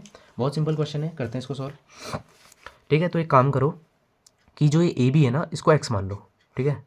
जो AB है इसको क्या मान लो, x मान लो। क्या मान लोगे, x मान लो AB को, ठीक है। तो AB बराबर x मान लिया, ठीक है। देखो ये क्वेश्चन बहुत सिंपल रहते हैं, इनसे आसान कोई क्वेश्चन नहीं होते, बस आपको एक बार पैटर्न समझना होता है इनका, ठीक है। तो पहले कौन सा त्रिभुज ले रहा हूँ, ABC, त्रिभुज ABC में, ABC में, ठीक है। क्या लगा दूंगा, tan थीटा लगा दूंगा। क्या लगा दूंगा, tan थीटा, है ना, क्योंकि देखो, है ना, लंब मैंने यहाँ पर माना है और आधार निकालना है, तो ठीक है, लंब और आधार के बीच में कौन सा संबंध बताता है, tan थीटा बताता है, ठीक है। चलो, तो क्या हो जाएगा, tan theta is equals to, देखो ये हो जाएगा AB, लंब है AB, और आधार हो जाएगा BC, जो हमने निकालना है, ठीक है। चलो, तो देखो यहाँ पे जो अवनमन कोण बन रहा है वो 60 डिग्री का बन रहा है, तो कितना हो जाएगा, tan 60 हो जाएगा। AB की वैल्यू मैंने x मानी है और BC को BC रहने दो, ठीक है। बात आपको समझ में आ रही होगी। तो tan 60 का जो मान होता है वो होता है √3, कितना होता है, √3। तो x बट्टे BC, इसको वहाँ भेज दो, तो जो x का मान आ गया वो आ गया BC √3, कितना आ गया, BC √3, ठीक है। ये भी हमारे आगे काम आने वाला है, इसको बोलते हैं इक्वेशन नंबर 1, ठीक है। यहाँ तक आपको बात समझ में आ गई होगी। तो एक काम करते हैं, आगे बढ़ते हैं, ठीक है, क्योंकि पेज यहाँ पे भर चुका है, पर हमको यहाँ पे चित्र जो है देखना पड़ेगा बार बार, है ना। तो अगला त्रिभुज ले रहा हूँ मैं, पहले आपको समझा ही देता हूँ चित्र को देख करके। अब कौन सा त्रिभुज ले रहा हूँ, बड़ा वाला, ABD, ABD, तो त्रिभुज ABD ले लेते हैं, त्रिभुज ABD में, ABD में, इसमें भी क्या लग जाएगा, इसमें भी tan थीटा लगेगा। तो tan थीटा क्या होता है, लंब बट्टे आधार। देखो लंब जो है वो तो इसका AB रहेगा, जो लंब है वो तो क्या रहेगा, AB रहेगा। जो आधार है वो इस बार BD हो जाएगा, है ना, क्योंकि देखो उसको जो पूरा यहाँ पर आधार है ना, ये वाला जो पूरा आधार है ये कितना है, BD है, ठीक है, तो पूरा हो जाएगा। बात आपको समझ में आ गई होगी, ठीक है। कितने का जो है अवनमन कोण बनना था, 30 डिग्री का। AB जो है उसको मैंने x माना है। देखो जो BD है ना, BD उसको क्या लिख सकता हूँ मैं, BC प्लस, है ना, जो BD है उसको लिख सकता हूँ BC प्लस CD, क्योंकि दोनों को जोड़ के बन रहा है, तो BD को लिख सकता हूँ BC plus CD, BC plus CD, ठीक है। तो tan 30 का मान होता है 1/√3, x की जगह x, BC की जगह BC रहने दो। देखो भाई, जो CD है ना, CD हमको दिया था 6 सेकंड, है ना, कार जो है D से C बिंदु तक 6 सेकंड में पहुंची थी। तो यहाँ पे जो अपना CD है इसकी जगह कितना आ जाएगा, 6, इसकी गुणा यहाँ, इसकी गुणा यहाँ, तिरक गुणा कर देंगे, तो BC प्लस 6 बराबर कितना आ जाएगा, x√3। इतनी बात आपको यहाँ पर समझ में आ गई होगी, ठीक है, कोई दिक्कत नहीं है। चलो, अब देखो, अब एक काम करते हैं, ठीक है। देखो जो अपनी समीकरण 1 थी ना, वहाँ से कुछ x की वैल्यू आई थी, या पहले एक काम करो, ठीक है, जो BC है उसको वहाँ भेज दो, तो क्या आ जाएगा, x√3, यहाँ प्लस का है तो वहाँ जाएगा माइनस का BC बराबर 6, ठीक है। अब एक काम करो, जो x की वैल्यू उसको रख दो, तो क्या थी x की वैल्यू, x की वैल्यू थी BC√3, तो यहाँ पे x की वैल्यू रख दो BC√3, तो BC√3, ठीक है। √3 यहाँ पे बाहर से पहले से ही है, तो माइनस का BC बराबर 6, √3 की गुणा √3 से होगी तो 3 बाहर आ जाएगा, ठीक है। सेम रूट की गुणा सेम से होती है तो संख्या बाहर आती है, 3 BC बराबर, ठीक है, माइनस BC बराबर 6, 3 BC में से 1 BC माइनस होगा तो 2 BC आ जाएगा, 2 BC बराबर 6 या फिर BC बराबर 3, ठीक है। तो इसका मतलब कि 3 सेकंड, इसका मतलब समझे, इसका मतलब ये है कि जो ये कार है उसको C बिंदु से बिल्कुल जो ये मीनार है इसके आधार तक, जो इसका, ठीक है, जो इसका ये वाला पॉइंट है एकदम, ठीक है, नीचे वाला, यहाँ तक पहुँचने में कितने सेकंड लेंगे, 3 सेकंड लेंगे, ठीक है। तो बहुत सिंपल सा क्वेश्चन था, इसको भी हमने यहाँ पर सॉल्व कर लिया, ठीक है। आई होप आपको समझ में आ गया वो। आगे बढ़ते हैं, आगे क्या कहता है, ठीक है, 26वां क्वेश्चन देखते हैं, 26वां क्वेश्चन, ठीक है। कहता है ये गुलाब जामुन उसके आयतन की लगभग 30% प्रतिशत, ठीक है, वही है ना, मतलब 30% जो है चीनी की चाशनी है, ठीक है। 45 गुलाब जामुनों में लगभग कितनी चाशनी, ठीक है, होगी यदि होगी यदि गुलाब जामुन एक बेलन के आकार का है तथा जिसके दोनों सिरों पर ठीक है अर्धगोलाकार हो और इसकी लंबाई 5 सेंटीमीटर और व्यास 2.8 सेंटीमीटर। ठीक है, जो जो हमको चाहिए दी हुई उनको लिख देते हैं पहले। ठीक है, हमको क्या क्या दिया हुआ है, गुलाब जामुन। ठीक है, गुलाब जामुन की ऊंचाई दी हुई है। ठीक है, मतलब जो उसकी हाइट है, जो उसकी ऊंचाई है। ठीक है, गुलाब जामुन की ऊंचाई हमको दी हुई है, गुलाब जामुन की ऊंचाई। ठीक है, मतलब जो जो उसकी लंबाई है वो कितनी दी हुई है, 5 सेमी दी हुई है। कितनी, 5 सेंटीमीटर। ठीक है, और क्या दिया हुआ है, व्यास दिया हुआ है। ठीक है, जो उसका मतलब यहाँ पे व्यास है वो हमको यहाँ पे व्यास दिया हुआ है। व्यास कितना दिया हुआ है, व्यास भी देख लेते हैं। व्यास हमको दिया हुआ है 2.8 सेंटीमीटर। कितना दिया हुआ है, 2.8 सेंटीमीटर। तो एक काम करो, यहाँ से फटाफट से त्रिज्या निकाल लो। ठीक है, तो जो त्रिज्या हो जाएगी वो हो जाएगी 1.4। व्यास की आधी तो 28 का आधा 14, तो वही 2.8 का जो आधा है वो 1.4 हो जाएगा। ठीक है, चलो ठीक है। ठीक है, तो एक काम करते हैं ना, हम यहाँ पे जो गुलाब जामुन है उसका चित्र बनाते हैं। ठीक है, देखो वो ना कुछ इस प्रकार से बनेगा। बीच में उसने क्या बोला, बीच में बेलन है और यहाँ क्या जुड़े हुए हैं, अर्धगोले जुड़े हुए हैं, ऐसे कुछ बोला ना। तो देखो हम एक काम करते हैं। ठीक है, हमने क्या निकालना है, इसका कुल आयतन निकालना है ना टोटल। तो जो कुल आयतन हो जाएगा, ठीक है, एक गुलाब जामुन का। ठीक है, 45 दिए वैसे उसने, अभी उसका भी वो करेंगे।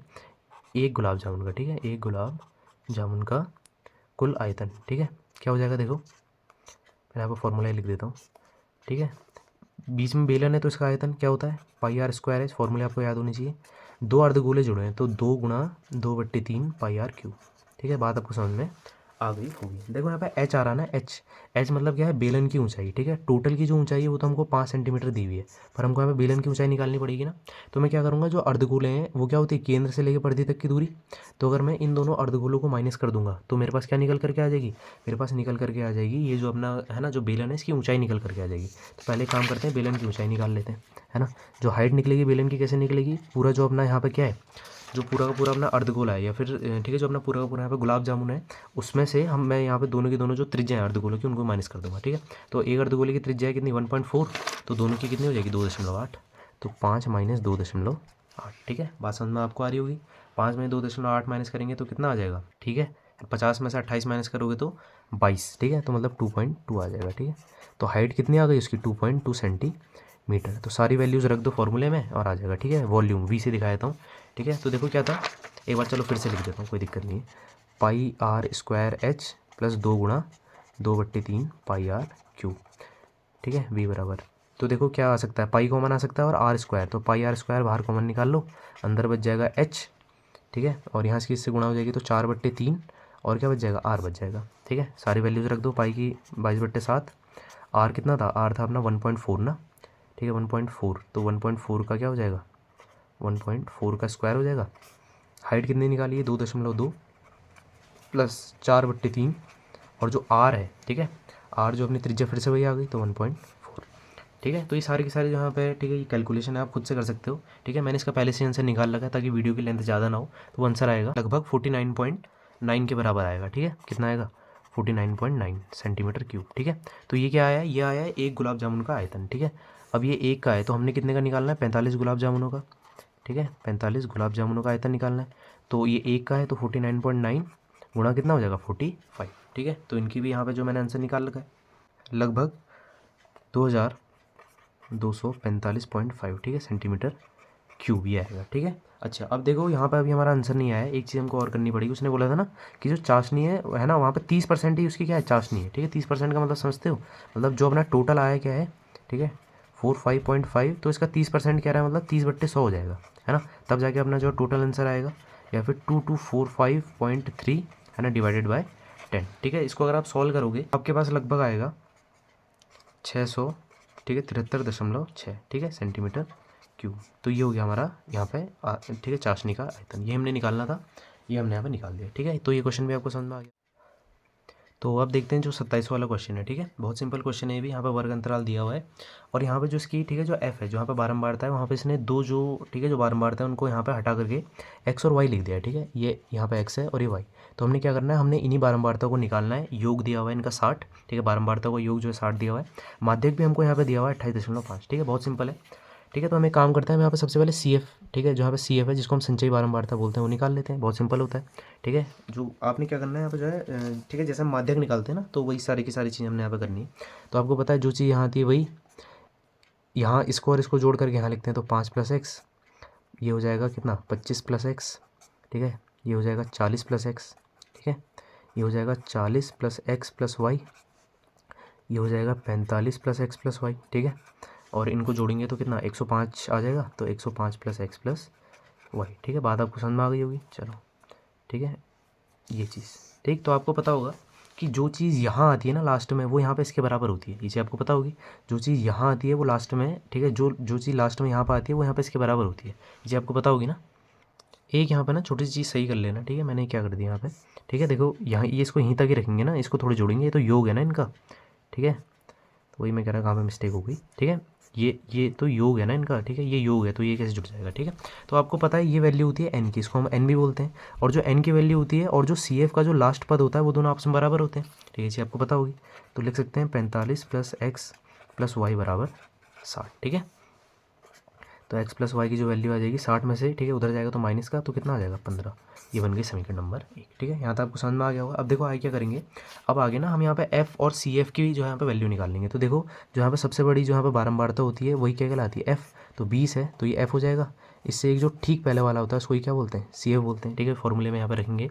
और जो ये होती है यही क्या होता है, इसका यहाँ पे वर्ग अंतराल होता है, ठीक है। तो जो इसके एल की वैल्यू हो जाएगी, जो लोअर लिमिट है वो 20 हो जाएगी। सारी की सारी वैल्यूज यहाँ पर रख देते हैं, ठीक है। माध्यक निकालना आपको आता होगा, ठीक है। तो जो एफ है वो 20 है, जो सी एफ है वो कितना है 5 + x है, या फिर x + 5 है। एल का मान 20 हो जाएगा, ठीक है। एच का मान कैसे निकलता है, जो भी वर्ग अंतराल है उसमें जो बड़ी संख्या से कम, ठीक है, छोटी संख्या को माइनस करके। तो 30 - 20 कितना हो जाएगा, 10 हो जाएगा, ठीक है। ये सारी की सारी वैल्यू रख देंगे माध्यक के फॉर्मूले में, ठीक है। क्या होता है माध्यक का फॉर्मूला, ठीक है। चलो मैं यहाँ पर लिख देता हूँ, माध्यक बराबर, ठीक, माध्यक का फॉर्मूला, ठीक है, L + n/2 - CF/F, ठीक है, गुणा में H। तो सारी की सारी वैल्यूज़ मैंने यहाँ पे रख दी। देखो माध्यक दिया हुआ है 28.5, तो माध्यक की जगह आ जाएगा 28.5। एल का मान कितना है, एल का मान है 20, तो एल का मान हो जाएगा 20, ठीक है। प्लस n/2, देखो n का मान यहाँ पर ये 60 है ना, तो n/2 मतलब उसका आधा 30 हो जाएगा, 30, ठीक है। माइनस सी एफ कितना है 5 + x, 5 + x बट्टे एफ। एफ का मान कितना है, एफ़ का जो मान है वो 20 है, ठीक है। तो F/20 और गुणा में एच है वो कितना है 10। तो इससे कट जाएगा कितनी बार, 2 बारी। तो 28.5 इसको उधर भेज देंगे तो माइनस का 20 हो जाएगा। इसमें से ये घट जाएगा तो यहाँ जाएगा 25 + x, ठीक है। बट्टे में क्या है 2। यहाँ तक समझ में आ गया होगा। इसमें से माइनस होगा तो 8.5 आ जाएगा, है ना। और 8.5 2 को इधर भेज देंगे तो गुणा में 2, 25 + x, ठीक है। कोई दिक्कत नहीं, यहाँ तक समझ में आ गया होगा। और कुछ मिस्टेक कर रहे हैं हम, देखो ना, अरे यार देखो यहाँ पे क्या होगा, ये यहाँ पे ब्रैकेट होगा ना, तो जब ये, ठीक है, इसकी मल्टीप्लाई इसके साथ होगी तो ये भी माइनस का होगा, तो एक्स भी तो माइनस का हो जाएगा साथ में, ठीक है। छोटी छोटी मिस्टेक हो जा रही है बार बार, ठीक है। 30 में से 5 माइनस होगा 25 आ जाएगा, और इसकी मल्टीप्लाई अंदर होगी तो माइनस प्लस क्या हो जाएगा, माइनस होगा ना। तो यहाँ पे ये एक्स किसका हो जाएगा, माइनस का हो जाएगा, ठीक है। अब ठीक है, तो 8 का दुगुना 16 और यहाँ पे कितना आ जाएगा 17। इसको इधर भेजेंगे तो माइनस का 25 बराबर माइनस का एक्स, ठीक है। इसमें इसको माइनस कर दो तो एक्स का मान कितना आ जाएगा, माइनस का एक्स बराबर माइनस का 8। तो एक्स का मान कितना आ गया 8, ठीक है। यहाँ तक आपको बात समझ में आ गई होगी। तो एक्स का मान निकालना था वो तो निकाल लिया। अब हम क्या करेंगे, वाई का मान भी निकाल लेंगे। वाई का मान कैसे निकालेंगे, एक्स का मान समीकरण 1 में रख देंगे, एक्स का मान समीकरण 1 में, ठीक है। समीकरण 1 में रखने पर लिखना। तो देखो क्या हो जाएगा यहाँ पे, ठीक है। क्या है समीकरण 1, ये है देखो x + y = 15। तो इसको आगे लिख देते हैं, ठीक है। x + y = 15, एक्स का मान रख दो यहाँ पे 8 + y = 15, तो y हो जाएगा 15 - 8, ठीक है। 15 - 8, तो y का मान भी कितना आ जाएगा, ठीक है। y का मान 7 आ जाएगा, है कि नहीं। तो ये हो गया। तो लुप्त जो बारंबारता है वो हमने निकालनी थी, वो जो दोनों लुप्त बारंबारता है वो हमने यहाँ पे निकाल ली है, ठीक है। यहाँ तक आपको समझ में आ गया होगा। चलो इसके अथवा में भी एक यहाँ पे, ठीक है, उसका क्वेश्चन है प्रायिकता का, इसको भी कर लेते हैं। सिंपल सा क्वेश्चन है वो भी। यहाँ पर सबसे पहले क्वेश्चन को पढ़ लेते हैं। कहता है 144 बॉल पेनों में के एक समूह में से 20 बॉल पेन खराब हैं, शेष अच्छे हैं। रमेश वही पेन खरीदना चाहता है जो कि अच्छा है, ठीक है। एंड दुकानदार इन पेनों में से यादृच्छा एक पेन रमेश को निकाल करके देता है। इसकी क्या प्रायिकता है कि वह, है ना, ठीक है, रमेश उस पेन को खरीदेगा और सेकंड में कह रहा है कि रमेश उस पेन को नहीं खरीदेगा। मतलब कि इसकी क्या प्रायिकता है कि, है ना, अगर दुकानदार जो है रमेश को पेन निकाल करके देता है तो इसकी क्या प्रायिकता होगी, ठीक है, इसी का अथवा वाला है, ठीक है। इसकी क्या प्रायिकता होगी कि पेन जो है वो सही होगा, और सेकंड वाले में इसकी क्या प्रायिकता होगी कि पेन वो सही नहीं होगा। तो पहला वाला कर लेते हैं, सही पेन, ठीक है, अच्छा पेन बोल देते हैं, अच्छा पेन, ठीक है। अच्छा पेन आने की प्रायिकता क्या हो जाएगी, बाकी आप लिख सकते हो, ठीक है। तो देखो क्या होता है, संभावित परिणाम बट्टे जो है कुल परिणाम। देखो 144 जो पेन है, 144 पेन है, उसमें से 20 पेन खराब है, मतलब जो सही पेन है वो कितने, वो 124। तो जो सही पेन आने की जो प्रायिकता हो जाएगी वो हो जाएगी संभावित, मतलब 124 बट्टे 100, ठीक है, 44, ये हो जाएगी इसकी प्रायिकता। आप चाहो तो इसको इतना ही लिखो, या फिर आप जो है इसको यहाँ पे काट करके छोटा भी इसका आंसर कर सकते हो, ठीक है। अच्छा, सेकंड वाले में क्या कह रहा है कि मतलब वो जो है उस पेन को नहीं खरीदेगा, मतलब उसे ख़राब पेन मिलेगा, ठीक है। आ रही है आपको बात समझ में? तो इसमें क्या हो जाएगा, देखो, है ना, ख़राब पेन आने की प्रायिकता कितनी है, 20 ही जो पेन है वो ख़राब है, और ठीक है, संभावित बट्टे कुल, ठीक है। तो ये इसकी प्रायिकता हो जाएगी। बात आपको समझ में आ गई होगी, ठीक है। तो ये होगी जो है ख़राब पेन आने की प्रायिकता, ठीक है। आप चाहो तो इसमें से इसको जो है माइनस करके भी कर सकते थे, ठीक है। तो यहाँ पे दोनों तरीके थे। अब देखो एक क्वेश्चन यहाँ पे इसका खो वाला क्वेश्चन है, ठीक है। कहता क्या है, अच्छी प्रकार से फीटी गई 52 पत्तों की ताश की गड्डी में से एक पत्ता जो है यादृच्छा निकाला जाता है, सभी संभव परिणामों की संख्या लिखी, ठीक है। तो अब जो ये क्वेश्चन है ना, बहुत सिंपल क्वेश्चन है, ठीक है। इसमें जो है आपके, है ना, टोटल 52 पत्ते होते हैं, 26 उसमें से ब्लैक होते हैं, और 26 उसमें से क्या होता है, रेड होते हैं, है ना, और 13 के होते हैं, है ना। 13 जो है वो ईंट के होते हैं, है ना, और जो जो 13 है वो यहाँ पे चिड़ी के होते हैं, ठीक है। तो ये सारी की सारी चीज़ें आपको पता होंगी। तो ये जो क्वेश्चन है ना, इसका जो आंसर है आप मुझे यहाँ पे कमेंट सेक्शन में बताओगे, ठीक है, ठीक, कमेंट सेक्शन में बताओगे, ठीक है, सॉल्व करके कि आपसे ये हुआ या फिर नहीं, ठीक है। बहुत सिंपल क्वेश्चन है, कुछ नहीं प्रायिकता का, बहुत सिंपल सा क्वेश्चन, ठीक है। तो इस वीडियो में वन शॉट में हमने इस पूरे पेपर को यहाँ पे सॉल्व किया है। आई होप आपको जो भी मैंने यहाँ पे सारे के सारे क्वेश्चन समझाए आपको सारे समझ में आए होंगे। अगर आपको जो है किसी भी कोई क्वेश्चन है जिसको समझने में दिक्कत हुई है तो आप जो है मेरे को कमेंट सेक्शन में बता सकते हो। Thanks for watching.